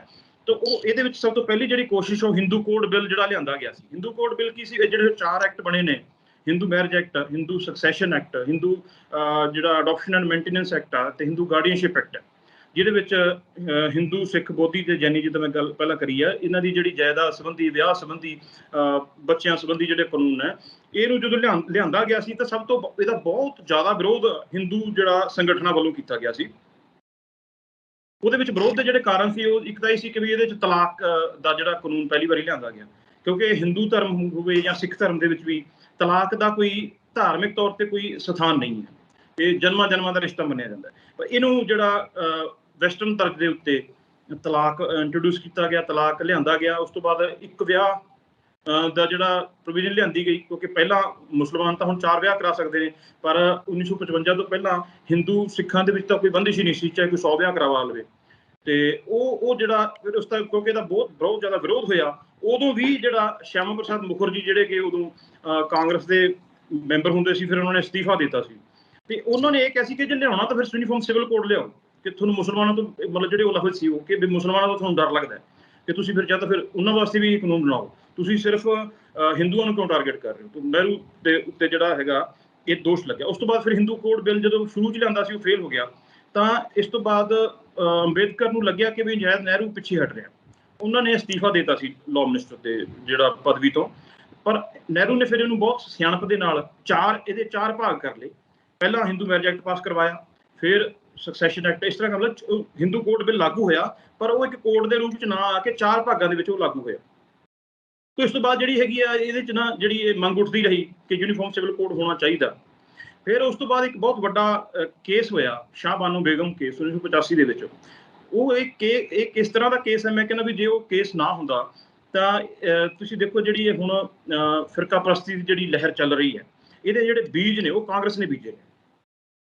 ਉਹ ਕੇਸ ਕੀ ਸੀਗਾ ਕਿ ਇੱਕ ਵਕੀਲ ਨੇ ਆਪਣੀ ਘਰ ਵਾਲੀ, ਜਿਹਦੀ ਉਮਰ ਕਰੀਬ ਕੋਈ 55 ਸਾਲ ਸੀ, ਉਹ ਮੁਸਲਮਾਨ ਵਕੀਲ ਨੇ ਜਿਹੜਾ ਤਲਾਕ ਦੇ ਕੇ ਘਰੋਂ ਕੱਢਤੀ। ਹੁਣ ਇਸਲਾਮ ਦੇ ਵਿੱਚ ਕੀ ਹੈ ਕਿ ਜਿਹੜਾ ਔਰਤ ਨੂੰ ਖਰਚੇ ਦਾ ਜਿਹੜਾ ਅਧਿਕਾਰ ਹੈ ਉਹ ਇੱਜ਼ਤ ਪੀਰੀਅਡ ਹੈ, ਕਿ ਜਦੋਂ ਵਿਆਹ ਤਲਾਕ ਤੋਂ ਬਾਅਦ 3 ਮਹੀਨਿਆਂ ਦੇ ਵਿੱਚ ਜਿਹੜਾ ਬਸ ਉਦੋਂ ਉਹਦੀ ਸਾਂਭ ਸੰਭਾਲ ਦੇ ਪਤੀ ਨੇ ਕਰਨੀ ਆ। ਉਸ ਤੋਂ ਬਾਅਦ ਉਹ ਜਿੱਥੇ ਮਰਜ਼ੀ ਜਾਵੇ, ਜੋ ਮਰਜ਼ੀ ਕਰੇ, ਉਹਦੇ ਅਧਿਕਾਰ ਹੈਗੇ ਨੇ, ਪਰ ਪਤੀ ਵੱਲੋਂ ਮਤਲਬ ਉਹਨੂੰ ਕੋਈ ਅਧਿਕਾਰ ਨਹੀਂ ਆ। ਤਾਂ ਇਸ ਤੋਂ ਬਾਅਦ ਜਦੋਂ ਸ਼ਾਹ ਬਾਨੋ ਬੇਗਮ ਨੇ ਸੁਪਰੀਮ ਕੋਰਟ ਦੇ ਵਿੱਚ ਜਦੋਂ ਕੇਸ ਦਾਇਰ ਕੀਤਾ, ਤਾਂ ਸੁਪਰੀਮ ਕੋਰਟ ਨੇ ਕਿਹਾ ਕਿ ਬਈ ਇਹ ਇਸ ਤਰ੍ਹਾਂ ਨਹੀਂ ਚੱਲ ਸਕਦਾ ਕਿ ਤੁਸੀਂ ਦੇਸ਼ ਦੀਆਂ ਜਿਹੜੀਆਂ ਮੁਸਲਮਾਨ ਔਰਤਾਂ ਨੇ ਤੁਸੀਂ ਉਹਨਾਂ ਨੂੰ ਵਿਤਕਰਾ ਨਹੀਂ ਕਰ ਸਕਦੇ। ਯੂਨੀਫਾਰਮ ਸਿਵਲ ਕੋਡ ਦੀ ਜ਼ਰੂਰਤ ਹੈ। ਜੇ ਹਿੰਦੂ ਔਰਤ ਨੂੰ ਤਲਾਕ ਤੋਂ ਬਾਅਦ ਮਰਨ ਤੱਕ ਜਾਂ ਫਿਰ ਦੂਸਰਾ ਵਿਆਹ ਕਰਨ ਤੱਕ ਜੇ ਉਹਨੂੰ ਖਰਚਾ ਮਿਲਦਾ ਹੈ, ਤਾਂ ਮੁਸਲਮਾਨ ਔਰਤ ਨੂੰ ਵੀ ਮਿਲਣਾ ਚਾਹੀਦਾ। ਉਹ ਜਿਹੜੀ ਧਾਰਾ 125 CRPC ਦੀ ਸੀ, ਉਹਦੇ ਤਹਿਤ ਉਹਨੂੰ ਖਰਚਾ ਬੰਨ੍ਹਤਾ। ਜਦੋਂ ਖਰਚਾ ਬੰਨ੍ਹ ਦਿੱਤਾ ਗਿਆ ਤਾਂ ਜਿਹੜੇ ਮੁਸਲਮਾਨ ਜਿਹੜੀਆਂ ਧਾਰਮਿਕ ਸੰਸਥਾਵਾਂ ਸੀ, ਉਹਨਾਂ ਨੇ ਵਿਰੋਧ ਕਰਨਾ ਸ਼ੁਰੂ ਕਰਤਾ ਕਿ ਜੀ ਇਹ ਤਾਂ ਸਾਡੇ ਨਿੱਜੀ ਜਿਹੜੇ ਕਾਨੂੰਨ ਨੇ ਉਹਦੇ 'ਚ ਦਖਲਅੰਦਾਜ਼ੀ ਆ, ਕਿ ਅਸੀਂ ਯੂਨੀਫਾਰਮ ਸਿਵਲ ਕੋਡ ਨੂੰ ਨਹੀਂ ਮੰਨਦੇ, ਸਾਡੇ ਇਹ ਤਾਂ ਉਹਦੇ ਵੋਟਾਂ ਆ ਰਹੀਆਂ ਸੀ ਉਸ ਤੋਂ ਬਾਅਦ। ਤਾਂ ਇਸ ਤੋਂ ਬਾਅਦ ਇੱਕ dissolution of Muslim protection of Muslim woman on divorce act ਲਿਆਂਦਾ ਗਿਆ। ਦੇਖੋ ਇੱਥੇ ਇਹਦਾ ਨਾਂ ਸੀਗਾ ਪ੍ਰੋਟੈਕਸ਼ਨ, ਮਤਲਬ ਤਲਾਕ ਦੇ ਉੱਤੇ ਔਰਤ ਦੀ ਸੁਰੱਖਿਆ ਮੁਸਲਮਾਨ ਦੀ, ਪਰ ਉਹਦੇ 'ਚ ਕੀਤਾ ਕਿ ਉਹੀ ਜਿਹੜੀ ਪੁਰਾਣੀ ਜਿਹੜਾ ਕਾਨੂੰਨ ਸੀ ਉਹਨੂੰ ਰਿਸਟੋਰ ਕਰਤਾ ਕਿ ਬਈ 3 ਮਹੀਨੇ ਤੱਕ ਹੀ ਜਿਹੜਾ ਪਤੀ ਆ ਉਹ ਜਵਾਬਦੇਹ ਆ ਖਰਚੇ ਲਈ, ਉਸ ਤੋਂ ਬਾਅਦ ਨਹੀਂ। ਉਸ ਤੋਂ ਬਾਅਦ ਜਿਹੜਾ ਫਿਰ ਹਿੰਦੂ ਜਿਹੜੀਆਂ ਸੰਸਥਾਵਾਂ ਸੀ ਉਹਨਾਂ ਨੇ ਰੌਲਾ ਪਾਉਣਾ ਸ਼ੁਰੂ ਕਰਤਾ ਕਿ ਇਹ ਤਾਂ ਜੀ ਮੁਸਲਮਾਨਾਂ ਨੂੰ ਅਪੀਜ਼ ਕਰਦੇ ਆ, ਕਿ ਮੁਸਲਮਾਨਾਂ ਨੂੰ ਖੁਸ਼ ਕਰਦੇ ਆ। ਤਾਂ ਫਿਰ ਰਾਜੀਵ ਗਾਂਧੀ ਨੇ ਕਿਹਾ ਕਿ ਵੀ ਹੁਣ ਆਪਾਂ ਇਹਨਾਂ ਵਾਸਤੇ ਕੀ ਕਰ ਸਕਦੇ ਹਾਂ। ਉਸ ਤੋਂ ਬਾਅਦ ਫਿਰ ਆਪਣੇ ਜਿਹੜੇ ਸੀਗੇ ਬੂਟਾ ਸਿੰਘ ਨੇ ਇਹ ਰਾਏ ਦਿੱਤੀ ਕਿ ਅਯੋਧਿਆ ਦਾ ਜਿਹੜਾ ਮੰਦਿਰ ਆ ਉਹ ਬੰਦ ਪਿਆ, ਉੱਥੇ ਕੇਸ ਚੱਲ ਰਿਹਾ, ਤੁਸੀਂ ਉਹ ਕੇਸ ਖੁਲਵਾ ਕੇ ਤੁਸੀਂ ਜਿੰਦਾ ਖੁਲਵਾ ਦਿਓ ਅਯੋਧਿਆ ਮੰਦਿਰ ਦਾ। ਤੁਸੀਂ ਮੰਨੋਗੇ, ਤੁਸੀਂ ਉਦੋਂ ਅਯੋਧਿਆ ਮੰਦਿਰ ਦਾ ਜਿੰਦਾ ਖੁਲਵਾਇਆ ਗਿਆ, 29 ਮਿੰਟ ਦੂਰਦਰਸ਼ਨ ਤੇ ਟੈਲੀਕਾਸਟ ਹੋਇਆ, ਲਾਈਵ ਪ੍ਰਸਾਰਣ ਚੱਲਿਆ। ਮਤਲਬ ਰਾਮ ਮੰਦਿਰ ਦਾ ਜਿਹੜਾ ਮੁੱਦਾ ਸੀ ਉਹ ਕਾਂਗਰਸ ਦਾ ਸੀ। ਉਸ ਤੋਂ ਬਾਅਦ ਇਹਨੂੰ ਰਥ ਯਾਤਰਾ ਕਰਕੇ ਅਡਵਾਨੀ ਨੇ ਹਥਿਆ ਲਿਆ। ਤਾਂ ਕਹਿਣ ਤੋਂ ਭਾਵ ਕਿ ਵੀ ਇਹ ਜਿਹੜੀ ਯੂਨੀਫਾਰਮ ਸਿਵਲ ਕੋਡ ਦੀ ਜਿਹੜੀ ਮੰਗ ਹੈ ਉਹ ਉਦੋਂ ਤੋਂ ਚੱਲੀ ਆ ਰਹੀ ਹੈ, ਪਰ ਇਹਦਾ ਸਭ ਤੋਂ ਜ਼ਿਆਦਾ ਜਿਹੜਾ ਕੱਟੜ ਵਿਰੋਧ ਹੈ ਉਹ ਇਸਲਾਮ ਦੇ ਲੋਕ ਕਰਦੇ ਨੇ। ਸਿੱਖਾਂ ਦਾ ਵਿੱਚ ਵਿਰੋਧ ਇਸ ਕਰਕੇ ਕੀਤਾ ਜਾਂਦਾ ਕਿ ਜੀ ਤੁਸੀਂ ਸਾਨੂੰ ਹਿੰਦੂ ਕਹਿੰਦੇ ਹੋ। ਹਾਲਾਂਕਿ ਹਿੰਦੂ ਮੈਰਿਜ ਐਕਟ ਜੇ ਸਿੱਖਾਂ ਤੇ ਲਾਗੂ ਹੁੰਦਾ ਹੈ ਤਾਂ ਉਹਦਾ ਮਤਲਬ ਇਹ ਨਹੀਂ ਕਿ ਅਸੀਂ ਹਿੰਦੂ ਹਾਂ, ਕਿ ਉਹ ਲਾਅ ਦੇ ਲਾਗੂ ਹੋਣ ਲਈ ਅਸੀਂ ਮੰਨਿਆ ਜਾਊਗਾ ਕਿ ਵੀ, ਪਰ ਇਹ ਨਹੀਂ ਕਿ ਵੀ ਸਿੱਖ ਹਿੰਦੂ ਨੇ। ਇਹ ਬਹੁਤ ਵੱਡੀ ਸੁਪਰੀਮ ਕੋਰਟ ਨੇ ਪਿੱਛੇ ਸੁਝਾਅ ਵੀ ਦਿੱਤਾ ਸੀ ਕਿ ਹਿੰਦੂ ਮੈਰਿਜ ਐਕਟ ਦਾ ਨਾਮ ਬਦਲ ਕੇ ਇੰਡੀਅਨ ਮੈਰਿਜ ਐਕਟ ਕਰ ਦਿਓ, ਸਾਰੇ ਰੌਲੇ ਖਤਮ ਹੋ ਜਾਣਗੇ। ਕਿਉਂਕਿ ਤਰਾਜ ਜੋ ਹੈਗਾ ਹਿੰਦੂ ਲਫ਼ਜ਼ ਤੋਂ। ਤਾਂ ਜੇ ਯੂਨੀਫਾਰਮ ਸਿਵਲ ਕੋਡ ਆ ਜਾਂਦਾ ਹੈ ਤਾਂ ਸਿੱਖਾਂ ਨੂੰ, ਬੋਧੀਆਂ ਨੂੰ, ਜੈਨੀਆਂ ਨੂੰ ਕੋਈ ਫਰਕ ਨਹੀਂ ਪੈਣਾ, ਕਿਉਂਕਿ ਇਹ ਕਾਨੂੰਨ ਉਸ ਤਰ੍ਹਾਂ ਚੱਲ ਰਿਹਾ। ਪਰ ਇਹਦਾ ਜਿਹੜਾ ਸਭ ਤੋਂ ਵੱਧ ਜਿਹੜਾ ਹੈਗਾ, ਜਿਵੇਂ ਤੁਸੀਂ ਇਹ ਦੇਖੋ ਵੀ ਗੋਆ ਦੇ ਵਿੱਚ ਯੂਨੀਫਾਰਮ ਸਿਵਲ ਕੋਡ ਹੈ, ਪਰ ਇੰਨੀ ਹੈਰਾਨੀ ਦੀ ਗੱਲ, ਤੁਸੀਂ ਹੈਰਾਨ ਹੋ ਜਾਓਗੇ ਗੱਲ ਸੁਣ ਕੇ, ਕਿ ਗੋਆ ਦੇ ਯੂਨੀਫਾਰਮ ਸਿਵਲ ਕੋਡ ਦੀ ਆੜ ਦੇ ਵਿੱਚ ਔਰਤ ਨਾਲ ਇੰਨਾ ਧੱਕਾ ਕਿ 25 ਸਾਲ ਦੀ ਉਮਰ 'ਚ ਜੇ ਔਰਤ ਮਾਂ ਨਹੀਂ ਬਣਦੀ ਤੇ ਜਾਂ ਫਿਰ 30 ਸਾਲ ਦੀ ਉਮਰ ਤੱਕ ਜੇ ਉਹ ਬੇਟਾ ਪੈਦਾ ਨਹੀਂ ਕਰ ਸਕਦੀ, ਸਿਰਫ ਕੁੜੀ ਆ ਉਹਦੇ, ਬੇਟੀ ਆ ਉਹਦੇ, ਤਾਂ ਉਹਦਾ ਪਤੀ ਦੂਜਾ ਵਿਆਹ ਕਰਾ ਸਕਦਾ। ਇਹ ਕਾਨੂੰਨ ਸਾਡੇ ਦੇਸ਼ 'ਚ ਚੱਲ ਰਿਹਾ। ਪੁਰਤਗਾਲ ਸਿਵਲ ਕੋਡ ਦੇ ਤਹਿਤ ਇਹਨੂੰ ਲਿਆਂਦਾ ਗਿਆ। ਤਾਂ ਉਹ ਯੂਨੀਫਾਰਮ ਸਿਵਲ ਕੋਡ ਆਉਂਦਾ ਤਾਂ ਇਹ ਜਿਹੜੀਆਂ ਸਾਰੇ ਵਿਤਕਰੇ ਨੇ ਇਹ ਖਤਮ ਹੋ ਜਾਣਗੇ। ਪਰ ਉੱਥੇ ਨਾਲ ਇਹ ਸਵਾਲ ਇਹ ਪੈਦਾ ਹੁੰਦਾ ਕਿ ਜਿਸ ਤਰ੍ਹਾਂ 21ਵਾਂ ਜਿਹੜਾ ਲਾਅ ਕਮਿਸ਼ਨ ਦੀ ਉਹਦੀ ਰਿਪੋਰਟ ਸੀ 2018 ਦੀ, ਜਿਹਦੇ ਵਿੱਚ ਕਿਹਾ ਗਿਆ ਕਿ ਜਿਹੜਾ ਯੂਨੀਫਾਰਮ ਸਿਵਲ ਕੋਡ ਲਿਆਉਂਦਾ ਜਾਣਾ ਨਾ ਤਾਂ ਜ਼ਰੂਰੀ ਹੈ ਤੇ ਨਾ ਹੀ ਇਹ ਸਹੀ ਟਾਈਮ, ਕਿ ਇਹ ਕਿਉਂਕਿ ਯੂਨੀਫਾਰਮ ਸਿਵਲ ਕੋਡ ਇੱਕ ਬੀਜੇਪੀ ਦਾ ਏਜੰਡਾ ਹੈ। 3 ਏਜੰਡਿਆਂ ਦੇ ਵਿੱਚੋਂ ਪਹਿਲਾ ਏਜੰਡਾ ਰਾਮ ਮੰਦਿਰ, ਦੂਜਾ 370 ਧਾਰਾ, ਤੇ ਹੁਣ ਕਿਉਂਕਿ ਵੋਟਾਂ ਆ ਰਹੀਆਂ ਨੇ ਤੇ 21ਵਾਂ ਲਾਅ ਕਮਿਸ਼ਨ ਇਹ ਰਿਪੋਰਟ ਦੇ ਚੁੱਕਿਆ ਹੈ ਕਿ ਯੂਨੀਫਾਰਮ ਸਿਵਲ ਕੋਡ ਦੀ ਜ਼ਰੂਰਤ ਨਹੀਂ ਹੈ, ਕਿਉਂਕਿ ਦੇਸ਼ ਦੀ ਜਿਹੜੀ ਵਿਭਿੰਨਤਾਵਾਂ ਨੇ, ਦੇਸ਼ ਦੇ ਵਿੱਚ ਜਿਹੜਾ ਵੱਖਰੀਆਂ ਜਾਤਾਂ ਕੌਮਾਂ ਵਸਦੀਆਂ ਨੇ, ਉਹਨਾਂ ਦੀ ਆਪਣੀ ਇੱਕ ਪਹਿਚਾਣ ਹੈ। ਤੁਸੀਂ ਸਭ ਤੇ ਇੱਕੋ ਜਿਹਾ ਕਾਨੂੰਨ ਲਾਗੂ ਕਰਕੇ ਤੁਸੀਂ ਉਹਨਾਂ ਦੀ ਪਹਿਚਾਣ ਨੂੰ ਖਤਮ ਕਰੋਗੇ ਤਾਂ ਇਹਦੇ ਨਾਲ ਦੇਸ਼ ਦੀ ਏਕਤਾ ਅਖੰਡਤਾ ਨੂੰ ਖਤਰਾ, ਕਿਉਂਕਿ ਵਿਦਰੋਹ ਵਧੂਗਾ। ਤਾਂ ਇਹ ਮੈਟਰ ਕਲੋਜ਼ ਹੋ ਚੁੱਕਿਆ ਸੀ। ਹੁਣ 22ਵਾਂ ਜਿਹੜਾ ਲਾਅ ਕਮਿਸ਼ਨ ਹੈ, ਇਹਦੀ ਟਰਮ 3 ਸਾਲ ਦੀ ਹੁੰਦੀ ਹੈ। ਲਾਅ ਕਮਿਸ਼ਨ ਦੀ, ਲਾਅ ਕਮਿਸ਼ਨ ਵੈਸੇ ਆਪਣੇ ਆਪ 'ਚ ਕੋਈ ਸੰਵਿਧਾਨਕ ਬੋਡੀ ਨਹੀਂ ਹੈ, ਕੋਈ ਕਿਸੇ ਐਕਟ ਦੁਆਰਾ ਵੀ ਨਹੀਂ ਹੈ, ਇੱਕ ਸਲਾਹਕਾਰ ਇੱਕ ਆਪਾਂ ਕਹਿ ਸਕਦੇ ਸੰਸਥਾ ਹੈ ਜਿਹੜੀ ਲਾਅ ਜਿਹੜਾ ਡਿਪਾਰਟਮੈਂਟ ਹੈ ਉਹਨੂੰ ਸਲਾਹ ਦਿੰਦੀ ਹੈ ਕਿ ਇਸ ਵਿਸ਼ੇ ਤੇ ਇਹ ਕਾਨੂੰਨ ਬਣਾਓ, ਇਸ ਵਿਸ਼ੇ ਤੇ ਇਹ ਕਾਨੂੰਨ ਬਣਾਓ। ਜਿਵੇਂ ਹੁਣ ਜਿਹੜਾ ਦੇਸ਼ ਧਰੋਹ ਦੇ ਕਾਨੂੰਨ ਤੇ ਵੀ ਇਹਨੇ ਸਲਾਹ ਦਿੱਤੀ, ਉਹਦੇ ਬਾਰੇ ਆਪਾਂ ਬਾਅਦ 'ਚ ਗੱਲ ਕਰਾਂਗੇ। ਤਾਂ ਇਹਨੇ ਹੁਣ ਸੁਝਾਅ ਮੰਗੇ ਨੇ 14 ਜੂਨ ਨੂੰ ਦੁਬਾਰਾ ਕਿ ਯੂਨੀਫਾਰਮ ਸਿਵਲ ਕੋਡ ਲਿਆਂਦਾ ਜਾਊਗਾ। ਇਹਦੇ ਤੇ ਜਿਹੜੇ ਵੱਖਰੇ ਜੇ ਕੋਈ ਇਤਰਾਜ਼ ਹੈ ਕਿਸੇ ਨੂੰ ਜਾਂ ਆਪਣੇ ਸੁਝਾਅ ਦੇਣਾ ਚਾਹੁੰਦਾ, ਉਹ 30 ਦਿਨਾਂ ਦੇ ਅੰਦਰ ਜਿਹੜਾ ਹੈ ਉਹ ਸੁਝਾਅ ਦੇ ਸਕਦਾ। ਤੁਸੀਂ ਜੀ ਆਪਣੀ ਗੱਲਬਾਤ ਨੂੰ ਜੋ ਅੱਗੇ ਵਧਾਉਣਾ ਚਾਹੁੰਦੇ ਹੋ ਵਧਾਇਓ, ਪਰ ਇੱਥੇ ਥੋੜਾ ਜਿਹਾ ਆਪਾਂ ਰੁਕਾਂਗੇ। ਇੱਕ ਸਵਾਲ ਜੋ ਮੇਰੇ ਮਨ 'ਚ, ਦਰਸ਼ਕਾਂ ਦੇ ਮਨ ਵਿੱਚ ਵੀ ਆ ਰਿਹਾ ਹੋਣਾ, ਕਿ ਇੱਕ ਤਾਂ ਇਹ ਦੱਸਿਓ ਕਿ ਗੋਆ ਦੇ ਵਿੱਚ ਵੱਖਰਾ ਕਾਨੂੰਨ ਕਿਉਂ ਹੈ, ਜਾਂ ਉੱਥੇ ਉਹ ਕਿਉਂ ਲਾਗੂ ਹੋ ਰਿਹਾ, ਜਾਂ ਉਹ ਕਿੰਨਾ ਕਾਰਨਾਂ ਕਰਕੇ ਉੱਥੇ ਲਾਗੂ ਹੋਇਆ। ਦੂਜਾ, ਜਦੋਂ ਅਸੀਂ ਇਹ ਗੱਲ ਕਹਿੰਦੇ ਹਾਂ ਕਿ ਇੱਕ ਦੇਸ਼ ਇੱਕ ਕਾਨੂੰਨ ਜਾਂ ਇੱਕ ਭਾਸ਼ਾ, ਇਸ ਤਰ੍ਹਾਂ ਦੀ ਜਦੋਂ ਗੱਲ ਤੁਰਦੀ ਆ, ਸਾਨੂੰ ਸਾਫ਼ ਨਜ਼ਰ ਆਉਂਦਾ ਹੈ ਕਿ ਇਹਦੇ ਵਿੱਚ ਵੱਖ-ਵੱਖ ਸੱਭਿਆਚਾਰ ਜਿਹਨੂੰ ਵੰਨਗੀਆਂ ਕਹਿੰਦੇ ਨੇ, ਉਹ ਮਤਲਬ ਕਿ ਖਤਮ ਹੁੰਦੇ ਨਜ਼ਰ ਆਉਂਦੇ ਨੇ। ਤੇ ਜਿਵੇਂ ਤੁਸੀਂ ਕਿਹਾ ਕਿ ਹਿੰਦੂ ਮੈਰਿਜ ਐਕਟ ਦੇ ਤਹਿਤ ਜੇ ਸਿੱਖ ਵਿਆਹ ਕਰਾਉਂਦੇ ਨੇ ਤਾਂ ਉਹਦਾ ਮਤਲਬ ਇਹ ਨਹੀਂ ਕਿ ਉਹ ਹਿੰਦੂ ਨੇ। ਇੱਕ ਆਨੰਦ ਮੈਰਿਜ ਐਕਟ ਇੱਥੇ ਤੁਹਾਡੇ ਚੰਡੀਗੜ੍ਹ ਦੇ ਵਿੱਚ ਲਾਗੂ ਹੋਇਆ, ਵੱਖ-ਵੱਖ ਸੂਬਿਆਂ ਦੇ ਵਿੱਚ ਲਾਗੂ ਹੈ, ਪੰਜਾਬ 'ਚੋਂ ਲਾਗੂ ਨਹੀਂ ਕਹਿੰਦੇ ਸ਼ਾਇਦ। ਇਹ ਥੋੜਾ ਮੈਨੂੰ ਕਲੀਅਰ ਕਰਿਓ, ਮੈਨੂੰ ਇਹਦੇ ਬਾਰੇ ਬਹੁਤੀ ਜਾਣਕਾਰੀ ਨਹੀਂ। ਤੇ ਕੀ ਸਿੱਖ ਮੈਰਿਜ ਐਕਟ ਤੇ ਆਨੰਦ ਮੈਰਿਜ ਐਕਟ, ਮਤਲਬ ਕਿ ਜਿਹਨੂੰ ਕਹਿੰਦੇ ਨੇ, ਉਹ ਤੇ ਹਿੰਦੂ ਮੈਰਿਜ ਐਕਟ, ਕੀ ਉਹਦੇ ਅਧੀਨ ਜੇ ਵਿਆਹ ਹੁੰਦਾ ਹਿੰਦੂ ਮੈਰਿਜ ਐਕਟ, ਤੁਸੀਂ ਕਹਿ ਰਹੇ ਹੋ ਕਿ ਉਹ ਹਿੰਦੂ ਨਹੀਂ ਹੁੰਦਾ ਤਾਂ ਸਿੱਖ ਹੀ ਆ, ਪਰ ਐਕਟ ਜਦੋਂ ਵੱਖੋ ਵੱਖਰੇ ਹੋਣਗੇ ਕਿ ਉਹ ਇੱਕ ਮਤਲਬ ਕਿ ਫੈਲਾਅ ਦੀ ਗੱਲ ਨਹੀਂ ਹੋਏਗੀ ਕਿ ਸੱਭਿਆਚਾਰ ਸਾਰੇ ਸੰਭਾਲੇ ਜਾ ਰਹੇ ਨੇ। ਤੇ ਜੇ ਇੱਕੋ ਐਕਟ ਦੇ ਅਧੀਨ ਸਾਰਾ ਕੁਝ ਹੋਏਗਾ ਤਾਂ ਫਿਰ ਸਵਾਲ ਉੱਠਣਗੇ ਕਿ ਕੀ ਇਹ ਜਾਣਬੁੱਝ ਕੇ ਕਿਸੇ ਇੱਕ ਫਿਰਕੇ ਨੂੰ ਜਾਂ ਘੱਟ ਗਿਣਤੀਆਂ ਨੂੰ ਨਿਸ਼ਾਨੇ ਤੇ ਤਾਂ ਨਹੀਂ ਲਿਆ ਜਾ ਰਿਹਾ। ਗੋਆ ਤੇ ਇਹ ਸਿੱਖ ਆਨੰਦ ਮੈਰਿਜ ਐਕਟ, ਇਹ ਦੋਵੇਂ ਕਲੀਅਰ ਕਰ ਦਿਓ। ਇਹ ਇੱਥੇ ਬਹੁਤ ਵੱਡਾ ਇਹ ਸਵਾਲ ਪੈਦਾ ਹੁੰਦਾ ਕਿ ਕਿਉਂਕਿ ਜਦੋਂ ਇਹ ਜਿਹੜਾ ਯੂਨੀਫਾਰਮ ਸਿਵਲ ਕੋਡ ਹੈ ਨਾ, ਇਹ ਸੰਘਵਾਦ ਦਾ ਜਿਹੜਾ ਫੈਡਰਲਿਜ਼ਮ ਦੇ ਢਾਂਚੇ ਨੂੰ ਵੀ ਖਤਰਾ ਹੈ। ਗੋਆ ਦੇ ਵਿੱਚ ਜਿਹੜਾ ਉਹ ਕੋਡ ਇਸ ਕਰਕੇ ਲਾਗੂ ਹੈ ਕਿਉਂਕਿ ਪਰਸਨਲ ਲਾਅ ਜਿਹੜੇ ਹੈਗੇ ਨੇ, ਨਿੱਜੀ ਪਰਿਵਾਰਕ ਜ਼ਿੰਦਗੀ ਬਾਰੇ ਜਿਹੜੇ ਕਾਨੂੰਨ ਦਾ ਜਿਹੜਾ ਹੈਗਾ ਵਿਸ਼ਾ, ਇਹ ਕਨਕਰੈਂਟ ਲਿਸਟ ਦਾ ਵਿਸ਼ਾ, ਮਤਲਬ ਇਹਦੇ ਤੇ ਕੇਂਦਰ ਵੀ ਕਾਨੂੰਨ ਬਣਾ ਸਕਦੀ ਆ, ਇਹਦੇ ਤੇ ਸੂਬਾ ਸਰਕਾਰਾਂ ਵੀ ਕਾਨੂੰਨ ਬਣਾ ਸਕਦੀਆਂ ਨੇ। ਤਾਂ ਗੋਆ ਨੇ ਆਪਣਾ ਕਾਨੂੰਨ ਬਣਾਇਆ ਹੋਇਆ ਕਿ ਉਹ ਉੱਥੇ ਜਿਹੜਾ ਇਹ ਲਾਗੂ ਹੋਊਗਾ। ਦੂਸਰੀ ਗੱਲ ਰਹੀ ਗੱਲ ਆਨੰਦ ਮੈਰਿਜ ਐਕਟ ਦੀ। ਆਨੰਦ ਮੈਰਿਜ ਐਕਟ ਜਿਹੜਾ ਹੈਗਾ ਪੰਜਾਬ ਦੇ ਵਿੱਚ ਜੇ ਸਰਕਾਰ ਚਾਹਵੇ ਤਾਂ ਪੰਜਾਬ ਸਰਕਾਰ ਬਣਾ ਸਕਦੀ ਹੈ, ਕਿਉਂਕਿ ਜਿਸ ਤਰ੍ਹਾਂ ਗੋਆ ਨੇ ਬਣਾਇਆ ਤਾਂ ਆਪਣਾ ਬਣਾਇਆ ਜਾ ਸਕਦਾ। ਤਾਂ ਮਸਲਾ ਇਹ ਨਹੀਂ ਕਿ ਵੀ ਇੱਥੇ ਜਿਹੜਾ, ਕਿਉਂਕਿ ਸਿੱਖਾਂ ਦੀ ਜਿਹੜਾ ਵਿਆਹ ਹੁੰਦਾ ਉਹ ਰਜਿਸਟਰ ਬੇਸ਼ੱਕ ਹਿੰਦੂ ਮੈਰਿਜ ਐਕਟ ਦੇ ਅੰਡਰ ਹੁੰਦਾ, ਪਰ ਉਹ ਲਾਵਾਂ ਹੁੰਦੀਆਂ ਨੇ। ਆਨੰਦ ਮੈਰਿਜ ਐਕਟ ਦੇ ਵਿੱਚ ਕੀ ਕੀਤਾ ਕਿ ਉਹਨੂੰ ਕੰਪਲਸਰੀ ਰਜਿਸਟਰ ਕਰਨ ਦੀ ਜਿਹੜੀ ਪਹਿਲਾਂ ਜਿਹੜੀ ਕੋਈ ਇਸ ਤਰ੍ਹਾਂ ਦੀ ਪ੍ਰੋਵੀਜ਼ਨ ਨਹੀਂ ਸੀ, ਹੁਣ ਕਰ ਦਿੱਤਾ ਕਿ ਜੇ ਆਨੰਦ ਮੈਰਿਜ ਐਕਟ ਦੇ ਅੰਦਰ ਕੋਈ ਆਪਣਾ ਵਿਆਹ ਜਿਹੜਾ ਹੈਗਾ ਰਜਿਸਟਰਡ ਕਰਾਉਣਾ ਚਾਹੁੰਦਾ ਹੈ ਉਹ ਕਰਾ ਸਕਦਾ ਹੈ ਤੇ ਉਹ ਕਰਨਾ ਪਊਗਾ। ਮਤਲਬ ਇਹ ਨਹੀਂ ਪਹਿਲਾਂ ਸੀਗਾ ਕਿ ਉਹਦੇ ਅੰਦਰ ਵਿਆਹ ਤਾਂ ਹੋ ਜਾਂਦਾ ਸੀ ਪਰ ਰਜਿਸਟਰਡ ਨਹੀਂ ਹੁੰਦਾ ਸੀ। ਕੁੱਲ ਮਿਲਾ ਕੇ ਇਹ ਮੰਨਿਆ ਜਾਂਦਾ ਸੀ ਕਿ ਆਨੰਦ ਮੈਰਿਜ ਐਕਟ ਨੂੰ ਮਾਨਤਾ ਨਹੀਂ ਹੈ, ਹਾਲਾਂਕਿ ਮਾਨਤਾ ਸ਼ੁਰੂ ਤੋਂ ਹੀ ਆ। ਸਿੱਖਾਂ ਦੇ ਵਿਆਹ ਲਾਵਾਂ ਲੈ ਕੇ ਹੁੰਦੇ ਨੇ ਔਰ ਹਿੰਦੂ ਮੈਰਿਜ ਐਕਟ ਦੇ ਰਜਿਸਟਰਡ ਹੁੰਦੇ ਨੇ, ਬਾਕਾਇਦਾ ਉਹਨੂੰ ਮਾਨਤਾ ਹੈ, ਵੈਲਿਡ ਹੈ, ਉਹ ਮੈਰਿਜ ਸਰਟੀਫਿਕੇਟ ਬਣਦਾ, ਚਾਹੇ ਤੁਸੀਂ ਵਿਦੇਸ਼ ਜਾਓ ਜੋ ਕਰੋ। ਤਾਂ ਉਹ ਮਸਲਾ ਜਿਹੜਾ ਇੱਥੇ ਇਹ ਹੈ ਕਿ ਵੀ ਜਿਹੜਾ ਜਦੋਂ ਕੇਂਦਰ ਇਹ ਲਿਆ ਰਹੀ ਹੈ ਕਾਨੂੰਨ, ਪਹਿਲੀ ਗੱਲ ਤਾਂ ਕਿ ਇਹਦੀ ਹੁਣ ਕੀ ਲੋੜ ਹੈ। ਦੇਖੋ ਜਿਹੜਾ 2021 ਦੇ ਵਿੱਚ ਕੇਸ ਹੋਇਆ ਸੀ ਦਿੱਲੀ ਹਾਈ ਕੋਰਟ ਦੇ ਵਿੱਚ, ਉਹਨਾਂ ਨੇ ਕਿਹਾ ਸੀ ਕਿ ਹੁਣ ਜਿਹੜਾ ਕਿਉਂਕਿ ਦੇਸ਼ ਦੇ ਵਿੱਚ ਜਿਹੜੀ ਏਕਤਾ ਆ ਰਹੀ ਹੈ ਤੇ ਜਿਹੜੀਆਂ ਘਟੀਆ ਜਿਹੜੇ ਰੀਤੀ ਰਿਵਾਜ ਨੇ ਉਹਨਾਂ ਤੋਂ ਜਿਹੜੀ ਹੈਗੀ ਜੀ ਬੰਦਿਸ਼ ਟੁੱਟ ਰਹੇ ਨੇ, ਤੇ ਹੁਣ ਲੋੜ ਹੈ ਕਿ ਵੀ ਯੂਨੀਫਾਰਮ ਸਿਵਲ ਕੋਡ ਆ ਜਾਵੇ। ਉਹ ਕੇਸ ਕੀ ਸੀਗਾ ਕਿ ਇੱਕ ਔਰਤ ਨੂੰ ਤਲਾਕ ਦਿੱਤਾ ਉਹਦੇ ਪਤੀ ਨੇ, ਪਰ ਉਹਨੇ ਇਹ ਕੇਸ ਕਰਤਾ ਕਿ ਮੈਂ ਤਾਂ ਮੀਣਾ ਜਿਹੜੀ ਜਾਤੀ ਦੀ ਹਾਂ, ਕਿਉਂਕਿ ਹਿੰਦੂ ਮੈਰਿਜ ਐਕਟ ਦੇ ਵਿੱਚ ਜਿਹੜੇ ਕਸਟਮ ਨੇ, ਰੀਤੀ ਰਿਵਾਜ ਨੇ ਜਿਹੜੇ, ਉਹਦੇ ਮੁਤਾਬਕ ਜੇ ਕੋਈ ਵਿਆਹ ਵੈਲਿਡ ਹੈ ਤਾਂ ਉਹਨੂੰ ਉਹ ਜਿਹੜਾ ਹੈਗਾ ਹਿੰਦੂ ਮੈਰਿਜ ਐਕਟ ਪ੍ਰਭਾਵਿਤ ਨਹੀਂ ਕਰਦਾ। ਜਿਸ ਤਰ੍ਹਾਂ ਉਹਦੇ ਵਿੱਚ ਹੈਗੇ ਕਿ ਵੀ ਜਿਹੜਾ ਮਾਂ ਵੱਲੋਂ 3 ਪੀੜ੍ਹੀਆਂ, ਪਿਓ ਵੱਲੋਂ 5 ਪੀੜ੍ਹੀਆਂ ਨਾਲ ਜੇ ਕੋਈ ਰਿਸ਼ਤਾ ਜੁੜਦਾ ਹੈ ਤਾਂ ਉਹ ਜਿਹੜਾ ਵਿਆਹ ਹੈ ਉਹਨੂੰ ਵੈਲਿਡ ਨਹੀਂ ਮੰਨਿਆ ਜਾਂਦਾ। ਪਰ ਜੇ ਉਸ ਕਮਿਊਨਿਟੀ ਦੇ ਵਿੱਚ ਇਹ ਰੀਤ ਹੈ, ਜਿਸ ਤਰ੍ਹਾਂ ਅਰੋੜਾ ਜਾਤੀ ਜਿਹੜੇ ਖਾਸ ਤੌਰ ਤੇ ਜਿਹੜੇ ਪਾਕਿਸਤਾਨ ਤੋਂ ਇੱਧਰ ਮਾਈਗ੍ਰੇਟ ਹੋਏ ਨੇ, ਉਹਨਾਂ ਦੇ ਵਿੱਚ ਮਾਸੀ ਦੀ ਕੁੜੀ ਨਾਲ ਵੀ ਵਿਆਹ ਹੋ ਜਾਂਦਾ ਤੇ ਪਰ ਜਿਸ ਤਰ੍ਹਾਂ ਇਸਲਾਮ ਦੇ ਵਿੱਚ ਕਰ ਲੈਂਦੇ ਨੇ। ਪਰ ਸਾਡੇ ਜਿਹੜਾ ਹੈਗਾ ਆਮ ਪੰਜਾਬ ਦੇ ਜਿਹੜੇ ਪਰਿਵਾਰ ਨੇ ਉਹਨਾਂ ਦੇ ਵਿੱਚ ਇਹ ਨਹੀਂ ਹੁੰਦਾ। ਤਾਂ ਪਰ ਉਹ ਵਿਆਹ ਜਿਹੜਾ ਹੈਗਾ ਹਿੰਦੂ ਮੈਰਿਜ ਦੇ ਐਕਟ ਦੇ ਅੰਡਰ ਉਹ ਵੈਲਿਡ ਆ।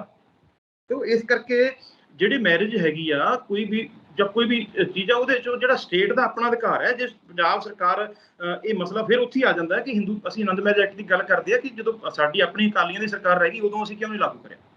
ਅਸੀਂ ਕਰ ਸਕਦੇ ਸੀ। ਤਾਂ ਇਹ ਸਰਕਾਰ ਜਿਹੜੀ ਕੇਂਦਰ ਦੀ ਸਰਕਾਰ ਲਿਆ ਰਹੀ ਹੈ ਉਹ ਏਜੰਡੇ ਦੇ ਤਹਿਤ ਲਿਆ ਰਹੀ ਹੈ ਕਿ ਦੇਖੋ ਜੀ ਹੋਰ ਤਾਂ ਦੇਖੋ, ਜੇ ਕਹਿੰਦੇ ਜੀ ਅਸੀਂ ਸੰਵਿਧਾਨ ਦੇ ਦਾਇਰੇ 'ਚ ਰਹਿ ਕੇ ਕੰਮ ਕਰ ਰਹੇ ਹਾਂ। ਜੇ ਪੀ ਨੱਡਾ ਦਾ ਜਿਹੜਾ ਬਿਆਨ ਹੈ ਕਿ ਜਸਟਿਸ ਫॉर ਆਲ ਅਪੀਜ਼ਮੈਂਟ ਫॉर ਨਨ, ਕਿ ਅਸੀਂ ਸਭ ਨੂੰ ਨਿਆਂ ਦੇਣਾ ਹੈ, ਅਸੀਂ ਕਿਸੇ ਨੂੰ ਖੁਸ਼ ਨਹੀਂ ਕਰਨਾ। ਇਸ ਕਰਕੇ ਯੂਨੀਫਾਰਮ ਸਿਵਲ ਕੋਡ ਲਿਆ ਕੇ ਇਹ ਸ਼ੋਅ ਕਰਨਾ ਚਾਹੁੰਦੇ ਨੇ ਕਿ ਅਸੀਂ ਜੀ ਇੱਕ ਦੇਸ਼ ਇੱਕ ਕਾਨੂੰਨ, ਜਾਣੀ ਕਿ ਉਹ ਜਿਹੜਾ ਹਿੰਦੂ ਰਾਸ਼ਟਰਵਾਦ ਦਾ ਏਜੰਡਾ ਹੈ ਉਸ ਵੱਲ ਜਿਹੜਾ ਇੱਕ ਆਪਾਂ ਕਹਿੰਦੇ ਵੀ ਉਧਰ ਕਦਮ ਵਧਾ ਰਹੇ ਨੇ, ਹੈ ਨਾ। ਪਰ ਹੁਣ ਤੁਸੀਂ ਇਹ ਦੇਖੋ ਵੀ ਹਾਂਜੀ ਮੈਂ ਇੱਥੇ ਇਹ ਸਵਾਲ ਕਰਨਾ ਕਿ ਜਦੋਂ ਯੂਨੀਫਾਰਮ ਸਿਵਲ ਕੋਡ ਦੀ ਗੱਲ ਆਉਂਦੀ ਹੈ, ਜੇ ਮੰਨ ਲਓ ਕਿ ਕੇਂਦਰ ਦੇ ਵਿੱਚ ਪਾਸ ਹੋ ਜਾਂਦਾ ਆ, ਕੀ ਸੂਬਿਆਂ ਨੂੰ ਅਧਿਕਾਰ ਹੋਣਗੇ ਕਿ ਤੁਸੀਂ ਲਾਗੂ ਕਰੋ ਜਾਂ ਨਾ ਕਰੋ? ਜਿਵੇਂ ਆਨੰਦ ਮੈਰਿਜ ਐਕਟ ਨੂੰ ਲੈ ਕੇ ਆ, ਕੀ ਇਦਾਂ ਦਾ ਹੋਏਗਾ ਕੁਝ? ਨਹੀਂ, ਕਿਉਂਕਿ ਦੇਖੋ ਇੱਥੇ ਨਾ ਜਿਹੜਾ ਕਨਕਰੈਂਟ ਲਿਸਟ ਜਿਹੜੀ ਮੈਂ ਤੁਹਾਨੂੰ ਦੱਸੀ ਆ ਉਹਦੇ ਤੇ ਸੂਬਾ ਸਰਕਾਰ ਕਾਨੂੰਨ ਬਣਾ ਸਕਦੀ ਹੈ। ਪਰ ਜੇ ਉਸੇ ਵਿਸ਼ੇ ਤੇ ਕੇਂਦਰ ਸਰਕਾਰ ਕਾਨੂੰਨ ਬਣਾ ਦੇਵੇ ਤਾਂ ਉਹ ਕੇਂਦਰ ਸਰਕਾਰ ਦਾ ਕਾਨੂੰਨ ਚੱਲੂਗਾ, ਸੂਬਾ ਸਰਕਾਰ ਦਾ ਕਾਨੂੰਨ ਨਹੀਂ ਚੱਲੂਗਾ। ਸੂਬਾ ਸਰਕਾਰ ਦਾ ਕਾਨੂੰਨ ਇੱਕੋ ਹੀ ਚੱਲ ਸਕਦਾ ਕਿ ਉਸ ਵਿਸ਼ੇ ਤੇ ਸੂਬਾ ਸਰਕਾਰ ਪਹਿਲਾਂ ਕਾਨੂੰਨ ਬਣਾਵੇ ਤੇ ਉਹ ਗਵਰਨਰ ਜਿਹੜਾ ਹੈ ਉਹ ਰਾਸ਼ਟਰਪਤੀ ਦੀ ਸਹਿਮਤੀ ਲਈ ਰੱਖ ਲਵੇ ਕਿ ਮੈਂ ਰਾਸ਼ਟਰਪਤੀ ਤੋਂ ਸਲਾਹ ਲੈ ਕੇ ਫਿਰ ਸਾਈਨ ਕਰੂੰਗਾ। ਉਸ ਤੋਂ ਬਾਅਦ ਰਾਸ਼ਟਰਪਤੀ ਜੇ ਸਹਿਮਤੀ ਦੇ ਦੇਵੇ ਤਾਂ ਫਿਰ ਉਸ ਸੂਬੇ ਦੇ ਵਿੱਚ ਉਹੀ ਕਾਨੂੰਨ ਚੱਲੂਗਾ। ਨਹੀਂ ਤਾਂ ਜਿਹੜਾ ਹੈਗਾ ਜਦੋਂ ਕਿਸੇ ਵਿਸ਼ੇ ਤੇ ਕੇਂਦਰ ਸਰਕਾਰ ਨੇ ਕਾਨੂੰਨ ਬਣਾਤਾ ਫਿਰ ਸੂਬਾ ਸਰਕਾਰ ਦਾ ਅਧਿਕਾਰ ਖਤਮ ਹੈ। ਸੂਬਾ ਸਰਕਾਰ ਤੇ ਕੋਈ ਕਾਨੂੰਨ ਨਹੀਂ ਬਣਾ ਸਕਦੀ। ਜਿਸ ਤਰ੍ਹਾਂ ਖੇਤੀਬਾੜੀ ਦੇ ਕਾਨੂੰਨ ਦੀ ਆਪਾਂ ਦੇਖਿਆ ਸੀਗਾ ਕਿ ਉਹ ਖੇਤੀਬਾੜੀ ਦੇ ਕਾਨੂੰਨ ਜਿਹੜੇ ਉਹ ਸੂਬਾ ਸਰਕਾਰ ਦਾ ਅਧਿਕਾਰ ਹੈ, ਪਰ ਉਹਦੇ ਕੇਂਦਰ ਨੇ ਸਰਕਾਰ ਨੇ ਕਾਨੂੰਨ ਬਣਾਤਾ ਸੀ, ਇਸ ਕਰਕੇ ਫਿਰ ਉਹੀ ਕਾਨੂੰਨ ਲਾਗੂ ਹੋਣੇ ਸੀ ਜੇ ਉਹਨਾਂ ਦਾ ਵਿਰੋਧ ਕਰਕੇ ਉਹ ਨਾ ਹਟਾਏ ਗਏ। ਇੱਕ ਤਾਂ ਇਹ ਹੋ ਗਿਆ ਨਾ। ਦੂਜਾ, ਯੂਨੀਫਾਰਮ ਸਿਵਲ ਕੋਡ ਦੀ ਜਦੋਂ ਤੁਸੀਂ ਗੱਲ ਕਰਦੇ ਹੋ, ਵੱਡਾ ਮਸਲਾ ਇਹ ਹੈ ਕਿ ਯੂਨੀਫਾਰਮ ਸਿਵਲ ਕੋਡ ਹੋਣਾ ਚਾਹੀਦਾ ਕਿ ਨਹੀਂ ਹੋਣਾ ਚਾਹੀਦਾ, ਕਿਉਂਕਿ ਜੇ ਪੀ ਨੱਡਾ ਦਾ ਬਿਆਨ ਇਹ ਹੈ ਕਿ ਜੀ ਸੰਵਿਧਾਨ ਦੇ ਦਾਇਰੇ ਅਸੀਂ ਰਹਿ ਕੇ ਕੰਮ ਕਰ ਰਹੇ ਹਾਂ। ਤਾਂ ਸੰਵਿਧਾਨ ਇਕੱਲਾ ਧਾਰਾ 44 ਥੋੜ੍ਹੀ ਸੰਵਿਧਾਨ ਦੇ ਵਿੱਚ ਕਿ ਵੀ ਯੂਨੀਫਾਰਮ ਸਿਵਲ ਕੋਡ ਲਾਗੂ ਕਰੋ। ਜੇ ਲਾਗੂ ਕਰਨੇ ਆ ਤਾਂ ਫਿਰ ਉਦੋਂ ਪਹਿਲਾਂ ਜਿਹੜੀਆਂ ਧਾਰਾਵਾਂ ਨੇ, ਧਾਰਾ 37 ਹੈ, 38 ਹੈ, 39 ਹੈ, ਜਿਹਦੇ 'ਚ ਇਹ ਕਿਹਾ ਗਿਆ ਕਿ ਸਭ ਨੂੰ ਬਰਾਬਰ ਦਾ ਕੰਮ ਕਰਨ ਦਾ ਅਧਿਕਾਰ ਮਿਲੂਗਾ, ਸਭ ਨੂੰ ਬਰਾਬਰ ਦੀ ਤਨਖਾਹ ਮਿਲੂਗੀ ਤੇ ਜਿਹੜਾ ਸਟੇਟ ਹੈ ਉਹ ਇਸ ਤਰੀਕੇ ਨਾਲ ਨੀਤੀਆਂ ਬਣਾਊਗਾ ਕਿ ਜਿਹੜੀ ਧਨ ਹੈ, ਦੌਲਤ ਹੈ, ਉਹ ਕੁਛ ਹੱਥਾਂ 'ਚ ਇਕੱਠੀ ਨਾ ਹੋਵੇ, ਉਹਦੀ ਬਰਾਬਰ ਵੰਡ ਹੋਵੇ। ਤੇ ਪਰ ਅਸਲ 'ਚ ਆਪਾਂ ਦੇਖ ਲਓ ਕੀ ਹੋ ਰਿਹਾ। ਉਹ ਅਧਿਕਾਰ ਕਿੱਧਰ, ਉਹ ਜਿਹੜੀ ਸਟੇਟ ਨੂੰ ਹਦਾਇਤ ਹੈ ਸੰਵਿਧਾਨ ਦੀ ਕਿ ਤੁਸੀਂ ਇਹ ਕਰਨਾ ਹੈ, ਤੁਸੀਂ ਸਭ ਨੂੰ ਕੰਮ ਦਾ ਅਧਿਕਾਰ ਦੇਣਾ ਹੈ। ਫਿਰ ਉਸ ਤੋਂ ਬਾਅਦ ਧਾਰਾ ਜਿਹੜੀ ਹੈਗੀ ਆ 41 ਹੈ ਕਿ ਪੰਚਾਇਤਾਂ ਨੂੰ ਵੱਧ ਅਧਿਕਾਰ ਦੇਣੇ ਨੇ। ਫਿਰ ਧਾਰਾ 43 ਹੈ, ਧਾਰਾ 47 ਹੈ ਜਿਹਦੇ 'ਚ ਕਿਹਾ ਗਿਆ ਕਿ ਲੋਕਾਂ ਦੀ ਸਿਹਤ ਦਾ ਖਿਆਲ ਰੱਖਣਾ, ਫ੍ਰੀ ਮੁਫਤ ਜਿਹੜੀਆਂ ਸਿਹਤ ਸੇਵਾਵਾਂ ਦੇਣੀਆਂ ਨੇ ਲੋਕਾਂ ਨੂੰ। ਜੋ ਕਰੋਨਾ ਦੀ ਪਹਿਲੀ ਲਹਿਰ ਆ ਕੇ ਚਲੀ ਗਈ, ਦੂਜੀ ਚਲੀ ਗਈ, ਤੁਸੀਂ ਆਪਾਂ ਦੇਖਿਆ ਕਿ ਕੀ ਹਾਲ ਹੋਇਆ।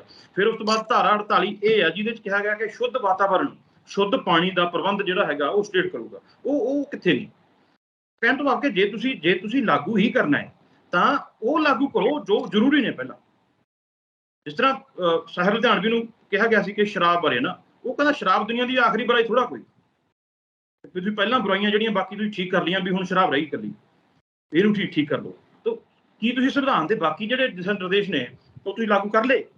ਜੇ ਤਾਂ ਉਹ ਲਾਗੂ ਕਰ ਲਏ ਫਿਰ ਵੀ ਆਹ ਰਹਿ ਗਿਆ ਇਕੱਲਾ ਇਹ ਕਰ ਲਓ। ਅੱਛਾ, ਇਹਦੇ ਨਾਲ ਹਿੰਦੂ ਨੂੰ ਬੜਾ ਖੁਸ਼ ਹੋਣ ਦੀ ਲੋੜ ਨਹੀਂ, ਕਿਉਂਕਿ ਇਹਦੇ ਨਾਲ ਯੂਨੀਫਾਰਮ ਸਿਵਲ ਕੋਡ ਦੇ ਨਾਲ ਹਿੰਦੂਆਂ ਦਾ ਜੀਵਨ ਪ੍ਰਭਾਵਿਤ ਹੋਊਗਾ। ਜਿਹੜੀ ਹੁਣ ਹਿੰਦੂ ਜੁਆਇੰਟ ਫੈਮਿਲੀ ਪ੍ਰਾਪਰਟੀ ਹੈ ਜਿਹੜੀ, ਉਹਦੇ ਤੇ ਬਹੁਤ ਲੱਖਾਂ ਦਾ ਟੈਕਸ ਗਵਰਨ ਜਿਹੜਾ ਹੁੰਦਾ ਉਹ ਵੀ ਖਤਮ ਹੋਊਗਾ। ਇਹਦੇ 'ਚ ਬਹੁਤ ਸਾਰੀਆਂ ਜਿਹੜੀਆਂ ਕੰਪਲੀਕੇਸ਼ਨਸ ਨੇ। ਇੱਦਾਂ ਨਹੀਂ ਹੈ ਕਿ ਬਈ ਯੂਨੀਫਾਰਮ ਸਿਵਲ ਕੋਡ ਤੁਸੀਂ ਕਹਿਤਾ ਸਭ ਤੇ ਲਾਗੂ ਹੋ ਗਿਆ, ਤਾਂ ਇਹਦੇ 'ਚ ਬਹੁਤ ਕੁਝ ਦੇਖਣਾ ਪਏਗਾ ਕਿ ਜੋ ਲੋਕਾਂ ਦੀ ਜਿਹੜੀ ਜਾਇਦਾਦ ਹੈ, ਜਾਇਦਾਦ ਦਾ ਜਿਹੜਾ ਟੈਕਸ ਲੱਗਦਾ ਹੈ ਹੁਣ ਕਿਸ ਤਰ੍ਹਾਂ ਲੱਗ ਰਿਹਾ, ਫਿਰ ਕਿਸ ਤਰ੍ਹਾਂ ਲੱਗੇਗਾ। ਉਹਦੇ ਨਾਲ ਇਹਦਾ ਸਭ ਤੋਂ ਵੱਧ ਨੁਕਸਾਨ ਹੀ ਹਿੰਦੂਆਂ ਨੂੰ ਹੋਏਗਾ। ਕਿਉਂਕਿ ਸਿਰਫ ਇੱਕ ਐਸਾ ਨਾ ਕਿ ਵਿਆਹ ਦਾ ਕਾਨੂੰਨ ਮੰਨ ਲਿਆ ਆਪਾਂ ਨੇ ਕਿ ਵੀ ਜੀ ਵਿਆਹ ਇੱਕ ਹੋ ਜਾਏਗਾ ਸਭ ਦਾ, ਬਸ ਇਸ ਤੋਂ ਬਿਨਾਂ ਬਾਕੀ ਜਿਹੜੇ ਕਾਨੂੰਨ ਨੇ ਉਹ ਕਿੱਧਰ ਜਾਣਗੇ। ਇਸ ਕਰਕੇ ਇਹ ਸਿਰਫ ਇੱਕ ਪੋਲੀਟੀਕਲ ਏਜੰਡਾ ਬਣਾਇਆ ਜਾ ਰਿਹਾ। ਆਮ ਲੋਕਾਂ ਨੂੰ ਤਾਂ ਸਮਝ ਕੋਈ ਨਹੀਂ ਹੈ ਕਿ ਸਾਡੀ ਜ਼ਿੰਦਗੀ ਦਾ ਪ੍ਰਭਾਵ ਕੀ ਪਊਗਾ। ਹਰੇਕ ਬੰਦਾ ਇਹ ਕਹਿੰਦਾ ਕਿ ਜੀ ਇੱਕ ਦੇਸ਼ ਹੈ ਤੇ ਇੱਕ ਕਾਨੂੰਨ ਹੋਣਾ ਚਾਹੀਦਾ। ਕਿ ਜੀ ਦੇਖੋ ਮੁਸਲਮਾਨ ਨੂੰ 4 ਵਿਆਹਾਂ ਦੀ ਆਗਿਆ, ਤੇ ਕਿੰਨੇ ਕੁ ਮੁਸਲਮਾਨ ਨੇ ਜਿਹੜੇ 4 ਵਿਆਹ ਕਰਾਉਂਦੇ ਨੇ? ਡਾਟਾ ਕਢਾ ਕੇ ਦੇਖ ਲਓ। ਉਹ ਇਸ ਕਰਕੇ ਸਿਰਫ ਵਿਆਹ ਦੇ ਪਿੱਛੇ ਪਏ ਰਹਿਣਾ, ਬਾਕੀ ਜਿਹੜੇ ਕਾਨੂੰਨ ਨੇ ਉਹਦੇ ਵੱਲ ਧਿਆਨ ਨਾ ਦੇਣਾ, ਇਹ ਲੋਕਾਂ ਦੀ ਨਾ ਸਮਝੀ। ਔਰ ਸਰਕਾਰ ਜਿਹੜੀ ਹੈ ਇਹ ਏਜੰਡੇ ਤਹਿਤ ਲਿਆ ਰਹੀ ਹੈ, ਹੋਰ ਉਹਨਾਂ ਦਾ ਕੋਈ ਮਕਸਦ ਨਹੀਂ ਹੈ ਕਿ ਲੋਕਾਂ ਨੂੰ ਪਾੜਨਾ, ਨਾ ਅੱਛਾ ਜਗਤਾਰ ਸਿੰਘ ਜੀ, ਇੱਕ ਥੋੜਾ ਜਿਹਾ ਜਿਵੇਂ ਤੁਸੀਂ ਪ੍ਰਾਪਰਟੀ ਦੀ ਗੱਲ ਕਰ ਰਹੇ ਸੀਗੇ ਕਿ ਇਹ ਹਿੰਦੂ ਭਾਈਚਾਰੇ ਨੂੰ ਵੀ ਇਫੈਕਟ ਕਰਦਾ ਆ, ਮਤਲਬ ਕਿ ਇਹਨੂੰ ਥੋੜਾ ਜਿਹਾ ਹੋਰ ਖੋਲ ਕੇ ਦੱਸਿਓ, ਜੇ ਆਪਾਂ ਸਿੱਧੇ ਸ਼ਬਦਾਂ ਦੇ ਵਿੱਚ ਥੋੜੇ ਸ਼ਬਦਾਂ 'ਚ ਇਹਨੂੰ ਸਮਝਣ ਦੀ ਕੋਸ਼ਿਸ਼ ਕਰੀਏ ਕਿ ਕਿਵੇਂ ਇੱਕ ਪਰਿਵਾਰ ਦੇ ਉੱਤੇ ਉਹ ਕਿਵੇਂ ਇਫੈਕਟ ਕਰ ਰਿਹਾ। ਦੇਖੋ ਹੁਣ ਜਿਹੜਾ ਮਤਲਬ ਜਿਹੜਾ ਜਾਇਦਾਦ ਦਾ ਕਾਨੂੰਨ ਹੈ ਨਾ, ਉਹਦੇ 'ਚ ਕੀ ਹੈ ਵੀ ਜਿਹੜਾ ਇੱਕ ਬੰਦੇ ਦੀ ਜਿਹੜੀ ਆਮਦਨ ਹੈ ਉਹਦੇ ਤੇ ਅਲੱਗ ਤਰੀਕੇ ਨਾਲ ਟੈਕਸ ਲੱਗਦਾ ਹੈ, ਪਰ ਜਿਹੜੀ ਜੁਆਇੰਟ ਫੈਮਿਲੀ ਦੀ ਪ੍ਰਾਪਰਟੀ ਹੈ ਉਹਦੇ ਤੇ ਜਿਹੜਾ ਟੈਕਸ ਦੇ ਵਿੱਚੋਂ ਕਾਫੀ ਛੋਟਾ ਨੇ। ਕੁੱਲ ਮਿਲਾ ਕੇ ਜਾਣੀ ਕਿ ਜੇ ਇੱਕ ਬੰਦਾ 1.5 ਲੱਖ 2 ਲੱਖ ਟੈਕਸ ਦਿੰਦਾ ਤਾਂ ਉਹਦਾ ਟੈਕਸ 50,000 40,000 ਰਹਿ ਜਾਂਦਾ। ਹੁਣ ਮੈਨੂੰ ਮੈਂ ਜ਼ਿਆਦਾ ਖੋਲਾਂਗਾ ਤਾਂ ਉਹ ਸਮਝ ਨਹੀਂ ਆਏਗੀ ਗੱਲ, ਕਿਉਂਕਿ ਕਾਨੂੰਨੀ ਦਾਅਵੇ ਨੇ, ਪਰ ਜਿਹੜੇ ਬੰਦੇ ਸੁਣ ਰਹੇ ਨੇ, ਜਿਹੜੇ ਇਸ ਤਰ੍ਹਾਂ ਵਪਾਰ ਕਰਦੇ ਨੇ, ਉਹਨਾਂ ਨੂੰ ਪਤਾ ਮੈਂ ਕੀ ਕਹਿ ਰਿਹਾ ਹੈ ਨਾ। ਉਹ ਇੱਕ ਤਾਂ ਉਹ ਜਿਹੜਾ ਉਹ ਇਫੈਕਟ ਹੋਏਗਾ, ਔਰ ਦੂਸਰਾ ਉਸ ਤੋਂ ਬਾਅਦ ਜਿਹੜਾ ਤੁਹਾਡਾ ਜਾਇਦਾਦ ਦੇ ਵਿੱਚ ਹਿੱਸੇਦਾਰੀ ਦਾ ਕਾਨੂੰਨ ਹੈ ਨਾ, ਉਹ ਵੀ ਇਫੈਕਟ ਹੋਏਗਾ। ਫਿਰ ਉਸ ਤੋਂ ਬਾਅਦ ਕਿਸੇ ਦਾ ਬੱਚਾ ਗੋਦ ਲੈਣਾ, ਕਿਸੇ ਨੂੰ ਗੋਦ ਦੇਣਾ, ਉਹ ਵੀ ਜਿਹੜਾ ਹੈਗਾ ਪ੍ਰਭਾਵਿਤ ਹੋਏਗਾ ਕਾਨੂੰਨ ਨਾ। ਜਿਸ ਤਰ੍ਹਾਂ ਕਸਟਮ ਹੈ ਸਾਡੇ, ਵੈਸੇ ਜਿਹੜਾ ਕਾਨੂੰਨ ਇਹ ਹੈ ਕਿ ਜਿਹੜਾ ਕੋਈ ਵਿਆਹਿਆ ਬੱਚਾ ਉਹ ਗੋਦ ਨਹੀਂ ਲਿਆ ਜਾ ਸਕਦਾ, 14 ਸਾਲ ਤੋਂ ਵੱਧ ਦਾ ਬੱਚਾ ਗੋਦ ਨਹੀਂ ਲਿਆ ਜਾ ਸਕਦਾ। ਪਰ ਪੰਜਾਬ ਦੇ ਵਿੱਚ ਇਹ ਰੀਤੀ ਰਿਵਾਜ ਹੈਗੇ ਨੇ ਕਿ ਵਿਆਹ ਵਾਲਾ ਬੱਚਾ ਗੋਦ ਲਿਆ ਵੀ ਉਹਨੂੰ ਵੀ ਮਾਨਤਾ ਦਿੱਤੀ ਜਾਂਦੀ ਹੈ, 14 ਸਾਲ ਤੋਂ ਵੱਧ ਦੀ ਉਮਰ ਦਾ ਵੀ ਬੱਚਾ ਗੋਦ ਲਿਆ ਜਾ ਸਕਦਾ, ਉਹਨੂੰ ਵੀ ਮਾਨਤਾ ਹੈ। ਤਾਂ ਹੁਣ ਜੇ ਹਿੰਦੂ ਜਿਹੜਾ ਹੈਗਾ ਇਹ ਦੇਖਣਾ ਹੋਊਗਾ ਕਿ ਜਦੋਂ ਯੂਨੀਫਾਰਮ ਸਿਵਲ ਕੋਡ ਲਿਆਉਣਗੇ ਉਹਦੇ ਵਿੱਚ ਕੀ ਇਹ ਜੇ ਤਾਂ ਉਹ ਇਹ ਰੱਖਣਗੇ ਕਿ ਜੀ ਜੇ ਕੋਈ ਰੀਤੀ ਰਿਵਾਜ ਦੇ ਅਨੁਸਾਰ ਕੋਈ ਗੱਲ ਚੱਲ ਰਹੀ ਹੈ ਉਹ ਚੱਲੂਗੀ, ਫਿਰ ਯੂਨੀਫਾਰਮ ਸਿਵਲ ਕੋਡ ਦਾ ਫਾਇਦਾ ਕੀ ਹੋਇਆ? ਉਹਦਾ ਤਾਂ ਮਤਲਬ ਇਹੀ ਹੈ ਨਾ ਕਿ ਕੋਈ ਐਕਸੈਪਸ਼ਨ ਜਿਹੜੀ ਹੈਗੀ ਆ ਉਹ ਸਾਰੀਆਂ ਉਹ ਖਤਮ ਨੇ। ਇੱਕ ਕਾਨੂੰਨ ਮਤਲਬ ਇੱਕੋ ਹੀ ਕਾਨੂੰਨ, ਉਹਦੇ ਚ ਕੋਈ ਅੱਗੇ। ਮੈਂ ਇਹ ਸਮਝਣਾ ਚਾਹ ਰਿਹਾ ਕਿ ਜਦੋਂ ਅਸੀਂ ਜਾਇਦਾਦ ਦੀ ਵੰਡ ਦੀ ਗੱਲ ਕਰਦੇ ਆ ਇੱਕ ਪਰਿਵਾਰ ਦੇ ਵਿਚਾਲੇ, ਉਹ ਥੋੜਾ ਜਿਹਾ ਸਮਝਾਇਓ ਕਿ ਉਹ ਕਿਵੇਂ ਆ। ਦੇਖੋ ਉਹ ਹੁਣ ਲਗਭਗ ਜਿਹੜਾ ਹਿੰਦੂ ਸਿੱਖਾਂ ਦੇ ਵਿੱਚ ਤਾਂ ਯੂਨੀਫਾਰਮ ਹੋ ਚੁੱਕਿਆ ਕਿ ਜਿਹੜਾ ਪਹਿਲਾਂ 2005 ਤੋਂ ਪਹਿਲਾਂ ਜਿਹੜਾ ਕੁੜੀ ਨੂੰ ਅਧਿਕਾਰ ਨਹੀਂ ਸੀ ਜਾਇਦਾਦ ਦੇ ਵਿੱਚ, 2005 ਦੇ ਵਿੱਚ ਫਿਰ ਸੋਧ ਕਰਕੇ ਹੁਣ ਕੁੜੀ ਨੂੰ ਵੀ ਜਾਇਦਾਦ ਦੇ ਵਿੱਚ ਬਰਾਬਰ ਹਿੱਸੇਦਾਰ ਆ। ਜਿਸ ਤਰ੍ਹਾਂ ਮੁੰਡੇ ਨੂੰ ਅਧਿਕਾਰ ਨੇ ਉਸੇ ਤਰ੍ਹਾਂ ਹੀ ਕੁੜੀ ਨੂੰ ਅਧਿਕਾਰ ਨੇ। ਪਰ ਹੁਣ ਇਸਲਾਮ ਦੇ ਵਿੱਚ ਜਿਹੜਾ ਮੁਸਲਮਾਨ ਦੇ ਵਿੱਚ ਜਿਹੜਾ ਕਾਨੂੰਨ ਹੈ ਉਹਦੇ ਵਿੱਚ ਜਾਇਦਾਦ ਸੰਬੰਧੀ ਹੋਰ ਕਾਨੂੰਨ ਹੈ, ਠੀਕ ਹੈ।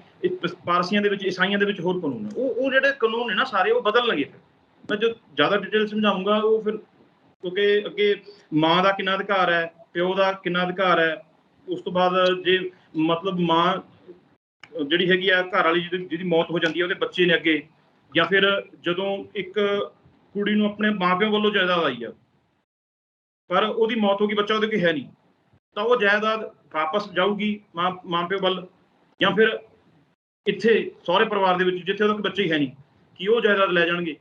ਇਸ ਤਰ੍ਹਾਂ ਮਤਲਬ ਬਹੁਤ ਸਾਰੇ ਜਿਹੜੇ ਇਹਦੇ ਪੱਖ ਨੇ, ਜਿਹੜੇ ਬਹੁਤ ਖਿਲਾਰਾ ਪਏਗਾ। ਇੱਦਾਂ ਮਤਲਬ ਇਹ ਨਹੀਂ ਕਿ ਵੀ ਇਹਨੂੰ ਤੁਸੀਂ मोदी जी आए 8 बजे कि भाई और बहनों कल से जो है यूनिफॉर्म सिविल कोड लागू होगा। ये नोटबंदी वाला मसला नहीं है। ਇਹਦੇ ਤੇ ਬਹੁਤ ਪੱਖ ਦੇਖੇ ਜਾਣਗੇ। ਲੋਕਾਂ ਦੀਆਂ ਜਿਹੜੇ ਬਿਜ਼ਨਸ ਇਫੈਕਟ ਹੋਣਗੇ, ਉਹਨਾਂ ਦੀ ਜਾਇਦਾਦਾਂ ਸੰਬੰਧੀ ਜਿਹੜੀ ਮਾਲਕੀਅਤ ਆ ਉਹ ਇਫੈਕਟ ਹੋਏਗੀ। ਤੇ ਇਹ ਹਾਂ ਇਹ ਏਜੰਡਾ ਲਿਆਉਣਗੇ ਜ਼ਰੂਰ। ਹੋ ਸਕਦਾ 2024 ਤੋਂ ਪਹਿਲਾਂ ਲੈ ਆਉਣ ਜਾਂ ਬਾਅਦ 'ਚ ਲਿਆਉਣ। ਜਿੱਥੋਂ ਤੱਕ ਮੈਨੂੰ ਲੱਗਦਾ ਕਿ 2024 ਤੋਂ ਪਹਿਲਾਂ ਲਿਆਉਣਗੇ, ਕਿਉਂਕਿ ਇਹਨਾਂ ਨੇ ਵੋਟਾਂ ਲੈਣੀਆਂ ਇਸ ਮੁੱਦੇ ਤੇ।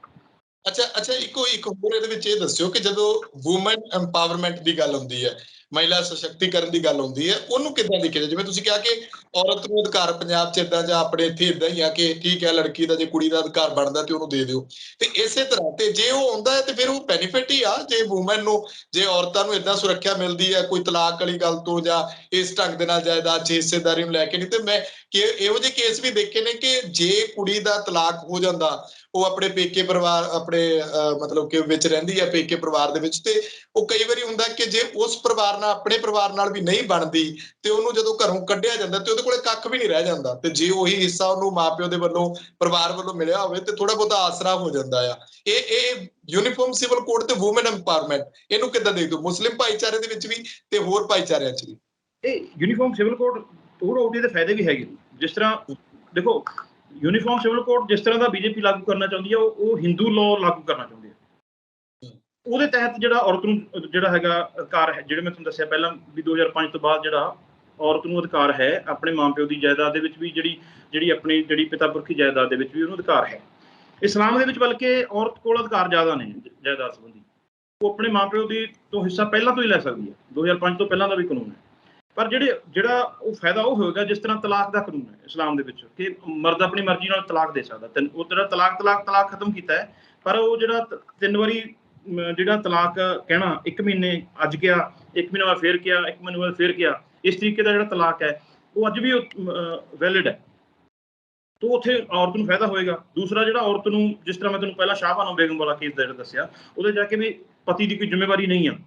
ਜੇ ਔਰਤ ਦਾ ਤਲਾਕ ਹੋ ਜਾਂਦਾ ਉਸ ਤੋਂ ਬਾਅਦ 3 ਮਹੀਨੇ ਉਹਦੀ ਜ਼ਿੰਮੇਵਾਰੀ ਹੈ।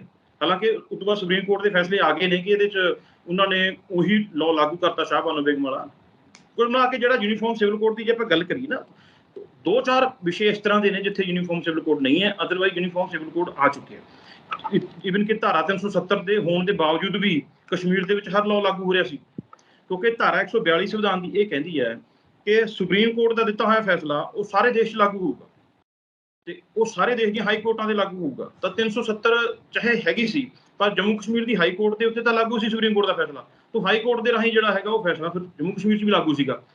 ਇਹ ਕੁੱਲ ਮਿਲਾ ਕੇ ਇੱਕ ਪੋਲੀਟੀਕਲ ਏਜੰਡਾ ਰਹਿ ਗਿਆ। ਬਾਕੀ ਜਿਹੜਾ ਦੇਖੋ, ਜਿਹੜਾ ਪਰਸਨਲ ਲਾਅ ਹੈ ਨਾ, ਉਹ ਵੱਖੋ ਵੱਖ ਰਹਿਣੇ ਚਾਹੀਦੇ ਨੇ, ਕਿਉਂਕਿ ਦੇਸ਼ ਜਿਹੜਾ ਹੈਗਾ ਇਹ ਕੋਈ ਇੱਕ ਕੌਮ ਦਾ ਦੇਸ਼ ਨਹੀਂ ਹੈ। ਜਿਸ ਤਰ੍ਹਾਂ ਹਿੰਦੂ ਰਾਸ਼ਟਰ ਦਾ ਏਜੰਡਾ ਲੈ ਕੇ ਚੱਲ ਰਹੇ ਨੇ ਇਹ, ਜੇ ਯੂਨੀਫਾਰਮ ਸਿਵਲ ਕੋਡ ਇਸ ਤਰੀਕੇ ਨਾਲ ਆਉਂਦਾ ਹੈ ਕਿ ਸਾਰਿਆਂ ਨੂੰ ਫਾਇਦਾ ਹੋਵੇ ਔਰ ਸਾਰੇ ਕਾਨੂੰਨਾਂ 'ਚੋਂ ਹੀ ਚੰਗੀਆਂ ਚੰਗੀਆਂ ਗੱਲਾਂ ਲਈਆਂ ਜਾਣ, ਫਿਰ ਕੋਈ ਇਤਰਾਜ਼ ਨਹੀਂ ਹੈ।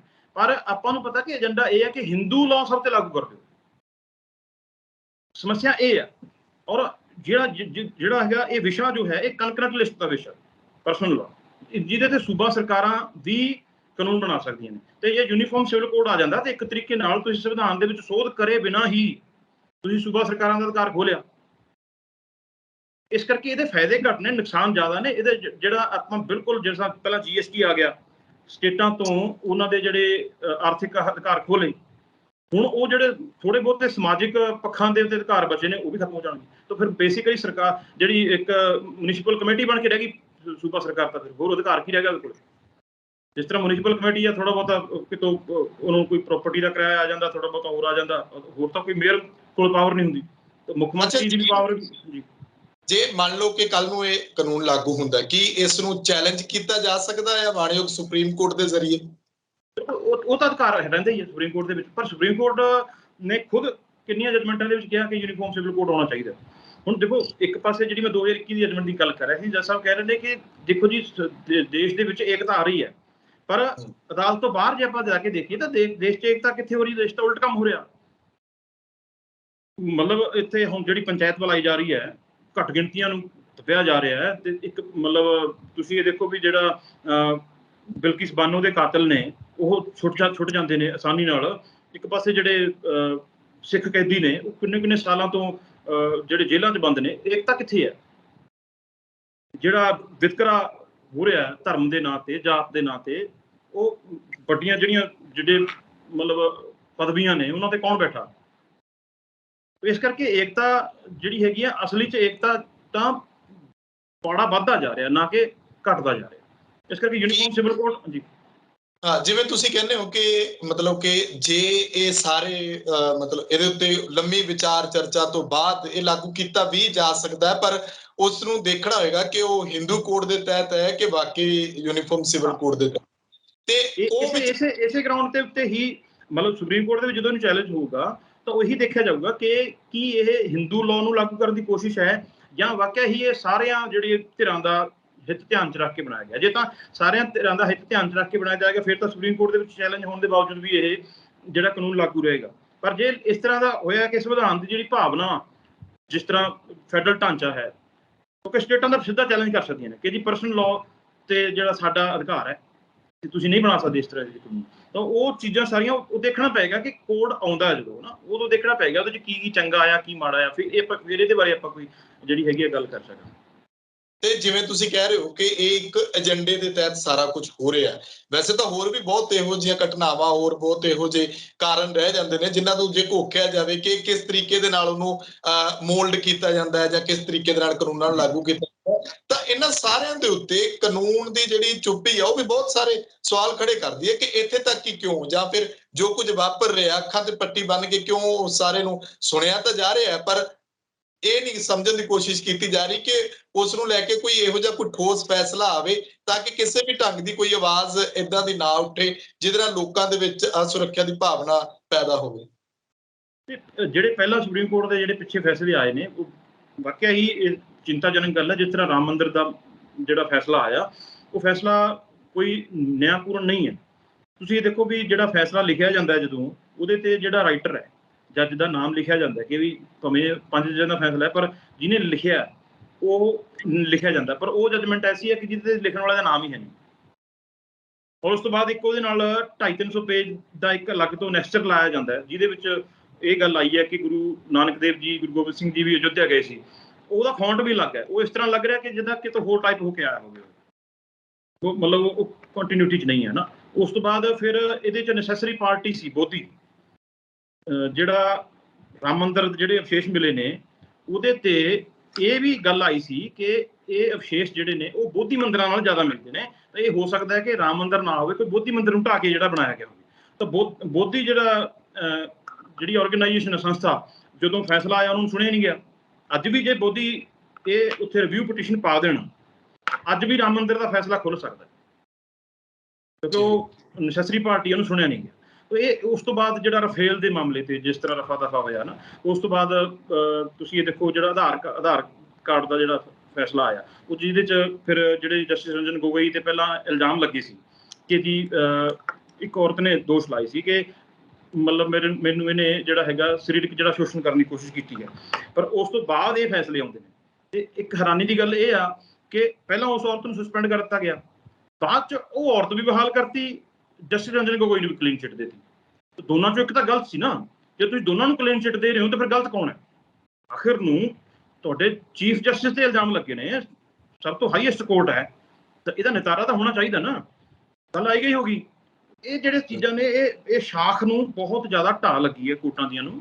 ਹੁਣ ਜਿਹੜੇ ਜੱਜ ਆਏ ਨੇ, ਜਸਟਿਸ ਜਿਹੜਾ DY ਚੰਦਰਚੂੜ, ਬਹੁਤ ਸਿਆਣੇ ਜੱਜ ਨੇ, ਬਹੁਤ ਠੋਸ ਫੈਸਲੇ ਵੀ ਲੈਂਦੇ ਨੇ। ਹੁਣ ਦੇਖੋ ਜਿਹਦੇ ਵਿੱਚ ਅਡਾਨੀ ਵਾਲੇ ਮਸਲੇ ਤੇ ਉਹਨਾਂ ਨੇ ਪੂਰਾ ਸਟੈਂਡ ਲਿਆ, ਕਮੇਟੀ ਬਣਾਈ ਹੈ ਔਰ ਸਰਕਾਰ ਦੀਆਂ ਸਿਫਾਰਿਸ਼ਾਂ ਨਹੀਂ ਮੰਨੀਆਂ। ਉਹਨਾਂ ਨੇ ਕਿਹਾ ਕਿ ਅਸੀਂ ਆਪਣੀ ਕਮੇਟੀ ਬਣਾਵਾਂਗੇ। ਹੋਰ ਬਹੁਤ ਸਾਰੇ ਜਿਹੜੇ ਇਸ ਤਰ੍ਹਾਂ ਦੇ ਡਿਸੀਜਨ ਲਏ ਨੇ। ਤਾਂ ਜਸਟਿਸ YV ਚੰਦਰਚੂੜ ਤੋਂ ਉਮੀਦ ਹੈ ਕਿ ਜਿਸ ਤਰ੍ਹਾਂ 1973 ਦੇ ਵਿੱਚ ਟਕਰਾਅ ਹੋਇਆ ਸੀ ਨਾ ਇੰਦਰਾ ਗਾਂਧੀ ਔਰ ਸੁਪਰੀਮ ਕੋਰਟ ਦਾ, ਜਿਹੜਾ ਕੇਸ਼ਵਨੰਦਾ ਭਾਰਤੀ ਕੇਸ ਦੇ ਵਿੱਚ, ਤੇ ਉਹ ਕੇਸ ਦੇ ਵਿੱਚ ਵੀ ਜੱਜ ਦੁਫਾੜ ਹੋ ਗਏ ਸੀ, 6 ਜੱਜ ਹੋ ਗਏ ਸੀ। ਇੱਕ ਜੱਜ ਸੀ ਜਿਹੜੇ ਸੂਬਾ ਰਾਓ, ਜਿਨ੍ਹਾਂ ਨੇ ਸੰਵਿਧਾਨ ਦੇ ਹੱਕ ਦੇ ਵਿੱਚ ਵੋਟ ਪਾਈ। ਤਾਂ ਉਹ ਇੱਕ ਐਸਾ ਕੇਸ ਹੈ ਜਿਹੜਾ ਕੇਸ਼ਵਨੰਦਾ ਭਾਰਤੀ ਕੇਸ, ਜਿਹੜਾ ਅੱਜ ਵੀ ਭਾਜਪਾ ਦੇ ਗਲੇ ਦੀ ਹੱਡੀ ਬਣਿਆ ਹੋਇਆ। ਜੇ ਉਹ ਕੇਸ ਨਾ ਹੁੰਦਾ ਤਾਂ ਸੰਵਿਧਾਨ ਬਦਲਿਆ ਜਾ ਸਕਦਾ ਸੀ। ਤੋ ਇਹ ਜਿਹੇ ਫੈਸਲੇ ਜਿਹੜੇ ਨੇ ਸੁਪਰੀਮ ਕੋਰਟ ਨੇ ਲਏ ਨੇ, ਪਰ ਸਾਡੇ ਨਾਲ ਤਾਂ ਮੇਰੇ ਖਿਆਲ 'ਚ ਵੀ ਜਿਹੜਾ ਪਾਕਿਸਤਾਨ ਦੀ ਸੁਪਰੀਮ ਕੋਰਟ ਆ ਉਹ ਜ਼ਿਆਦਾ ਸਟਰੋਂਗ ਹੈ। ਤੁਸੀਂ ਦੇਖੋ ਮੁਸ਼ਰਫ ਨੂੰ ਉਹਨਾਂ ਨੇ ਲਾਇਆ, ਕਿੱਡੇ ਕਿੱਡੇ ਤਕੜੇ ਫੈਸਲੇ ਦਿੱਤੇ ਨੇ ਉਹਨਾਂ ਨੇ। ਬਾਅਦ 'ਚ ਭਾਵੇਂ ਉਹਨਾਂ ਨੂੰ ਮਤਲਬ ਰੂਹ ਪੋਸ਼ ਵੀ ਹੋਣਾ ਪਿਆ, ਪਰ ਸਾਡੇ ਇੱਥੇ ਕੀ ਅਸੀਂ ਉਮੀਦ ਕਰ ਸਕਦੇ ਕਿ ਪ੍ਰਧਾਨ ਮੰਤਰੀ ਮੋਦੀ ਦੇ ਖਿਲਾਫ ਇਸ ਤਰ੍ਹਾਂ ਕੋਈ ਆ ਜਾਊਗਾ ਫੈਸਲਾ? ਇਹ ਅਦਾਲਤਾਂ ਦੀ ਸ਼ਾਖ ਤੇ ਸਵਾਲ ਤਾਂ ਹੈ, ਤੁਹਾਡੀ ਗੱਲ ਜਾਇਜ਼ ਹੈ ਕਿ, ਪਰ ਮਸਲਾ ਇਹ ਆ ਜਾਂਦਾ ਕਿ ਅਦਾਲਤ ਤਾਂ ਫੈਸਲਾ ਦੇ ਸਕਦੀ ਹੈ, ਫੈਸਲਾ ਲਾਗੂ ਤਾਂ ਸਰਕਾਰ ਨੇ ਕਰਨਾ ਨਾ, ਤੇ ਲਾਗੂ ਹੋਣ ਵੇਲੇ ਪ੍ਰੋਬਲਮ ਹੋ ਜਾਂਦੀ। ਸ਼ੁਕਰੀਆ ਜਗਤਾਰ ਸਿੰਘ ਜੀ, ਧੰਨਵਾਦ ਤੁਹਾਡਾ। ਜੇ ਤੁਸੀਂ ਅਖੀਰ ਦੇ ਵਿੱਚ ਇਸ ਯੂਨੀਫਾਰਮ ਸਿਵਲ ਕੋਡ ਬਾਰੇ ਤੁਹਾਨੂੰ ਲੱਗਦਾ ਕਿ ਕੋਈ ਗੱਲ ਰਹਿ ਗਈ ਤੇ ਉਹ ਸ਼ੇਅਰ ਕਰ ਸਕਦੇ ਹੋ। ਨਹੀਂ, ਬਸ ਆਪਾਂ ਲਗਭਗ ਸਾਰੀ ਗੱਲ ਕਰ ਹੀ ਚੁੱਕੇ ਹਾਂ, ਕਿਉਂਕਿ ਬਸ ਮੁੱਦਾ ਇਹ ਹੈ ਕਿ ਪੋਲੀਟੀਕਲ ਮੁੱਦਾ ਹੈ। ਇਹਦੇ ਤਹਿਤ ਹਿੰਦੂ ਜਿਹੜਾ ਵੋਟ ਬੈਂਕਾਂ ਨੂੰ ਖੁਸ਼ ਕਰਕੇ ਕਿ ਬਈ ਦੇਖੋ ਜੀ ਅਸੀਂ ਪਹਿਲਾਂ 370 ਧਾਰਾ ਹਟਾਤੀ, ਇੱਕ ਦੇਸ਼ ਇੱਕ ਕਾਨੂੰਨ ਬਣਾਤਾ, ਹੁਣ ਦੇਖੋ ਅਸੀਂ ਯੂਨੀਫਾਰਮ ਕੋਡ ਲਾਗੂ ਕਰਤਾ ਸਾਰਿਆਂ ਤੇ, ਉਹਦੇ ਭਾਵੇਂ ਪ੍ਰਣਾਮ ਕੱਲ੍ਹ ਨੂੰ ਕੁਛ ਵੀ ਹੋਣ, ਭਾਵੇਂ ਘਰਾਂ 'ਚ ਕਲੇਸ਼ ਪੈ ਜਾਣ। ਤੋ ਇਹ ਇੱਕ ਵੋਟਾਂ ਦੀ ਰਾਜਨੀਤੀ ਲਈ ਜਿਹੜਾ ਹੈਗਾ ਇਹ ਲਿਆਂਦਾ ਜਾ ਰਿਹਾ ਜੀ। ਸ਼ੁਕਰੀਆ, ਧੰਨਵਾਦ। ਸੋ ਮੇਰੇ ਨਾਲ ਮੌਜੂਦ ਸਨ ਪੰਜਾਬ ਹਰਿਆਣਾ ਹਾਈ ਕੋਰਟ ਦੇ ਉੱਘੇ ਵਕੀਲ ਐਡਵੋਕੇਟ ਜਗਤਾਰ ਸਿੰਘ ਸਿੱਧੂ। ਅਸੀਂ ਯੂਨੀਫਾਰਮ ਸਿਵਲ ਕੋਡ ਦੇ ਉੱਤੇ ਚਰਚਾ ਕੀਤੀ ਹੈ। ਅਗਾਂਹ ਵੀ ਅਸੀਂ ਕੋਸ਼ਿਸ਼ ਕਰ ਰਹੇ ਹਾਂ ਕਿ ਜਿਵੇਂ ਜੋ ਆਪਾਂ ਦੇਸ਼ ਧਰੋਹ ਕਾਨੂੰਨ ਨੂੰ ਲੈ ਕੇ ਪਿੱਛੇ ਜਿਹੜੀ ਸਹਿਮਤੀ ਦਿੱਤੀ ਗਈ ਸੀਗੀ, ਤੇ ਇਹਦਾ ਵਿਰੋਧ ਵੀ ਕਾਫੀ ਹੋਇਆ ਸੀਗਾ ਕਿ ਤੁਸੀਂ ਇਸ ਤਰੀਕੇ ਦੇ ਨਾਲ ਇਹਦੀ ਵਰਤੋਂ ਦੁਰਵਰਤੋਂ ਜਾਂ ਕਿਸ ਢੰਗ ਦੇ ਨਾਲ ਕਰਨੀ ਹੈ ਕਿ ਸਿਰਫ ਵਿਰੋਧੀਆਂ ਨੂੰ ਦਬਾਉਣਾ ਹੈ। ਤਾਂ ਭਾਰਤ ਦੀ ਏਕਤਾ ਅਖੰਡਤਾ ਦੀ ਗੱਲ ਕਰਦੀ ਹੈ ਕੇਂਦਰ ਸਰਕਾਰ, ਪਰ ਉਹਨੂੰ ਲੈ ਕੇ ਵੀ ਬੜੇ ਤਰੀਕੇ ਦੇ ਸਵਾਲ ਉੱਠਦੇ ਨੇ ਕਿ ਅੰਗਰੇਜ਼ਾਂ ਦੇ ਜ਼ਮਾਨੇ ਤੋਂ ਲੈ ਕੇ ਹੁਣ ਤੱਕ ਜਿਹੜਾ ਬਹੁਤ ਕੁਝ ਬਦਲ ਚੁੱਕਿਆ ਹੈ, ਤਾਂ ਉਸਦੀ ਲੋੜ ਕਿਉਂ ਆ। ਇਹਦੇ ਉੱਤੇ ਵੀ ਅਸੀਂ ਅੱਗੇ ਜਾ ਕੇ ਚਰਚਾ ਕਰਾਂਗੇ, ਤੁਹਾਡੇ ਰੂਬਰੂ ਕਰਾਂਗੇ। ਸੀਮਿਤ ਸਮੇਂ ਦੇ ਵਿੱਚ ਅਸੀਂ ਯੂਨੀਫਾਰਮ ਸਿਵਲ ਕੋਡ ਦੇ ਉੱਤੇ ਗੱਲਬਾਤ ਕੀਤੀ ਹੈ। ਜੇ ਤੁਹਾਨੂੰ ਲੱਗਦਾ ਹੈ ਕਿ ਕੁਝ ਇਹਦੇ ਵਿੱਚ ਹੋਰ ਅੱਗੇ ਗੱਲਬਾਤ ਕੀਤੀ ਜਾ ਸਕਦੀ ਹੈ ਤਾਂ ਤੁਸੀਂ ਥੱਲੇ ਕਮੈਂਟ ਕਰ ਦਿਓ। ਅਸੀਂ ਕੋਸ਼ਿਸ਼ ਕਰਾਂਗੇ ਕਿ ਅਗਲੀ ਗੱਲਬਾਤ ਦੇ ਵਿੱਚ ਉਸ ਨੂੰ ਵੀ ਨਾਲ ਲੈ ਕੇ ਚਰਚਾ ਅੱਗੇ ਵਧਾਈ ਜਾਵੇ। ਤਖਤ ਪੰਜਾਬ ਨੂੰ ਸਬਸਕ੍ਰਾਈਬ ਕਰੋ, ਫੇਸਬੁੱਕ ਤੇ ਫੋਲੋ ਕਰੋ। ਮੈਨੂੰ ਇਜਾਜ਼ਤ ਦਿਓ, ਧੰਨਵਾਦ।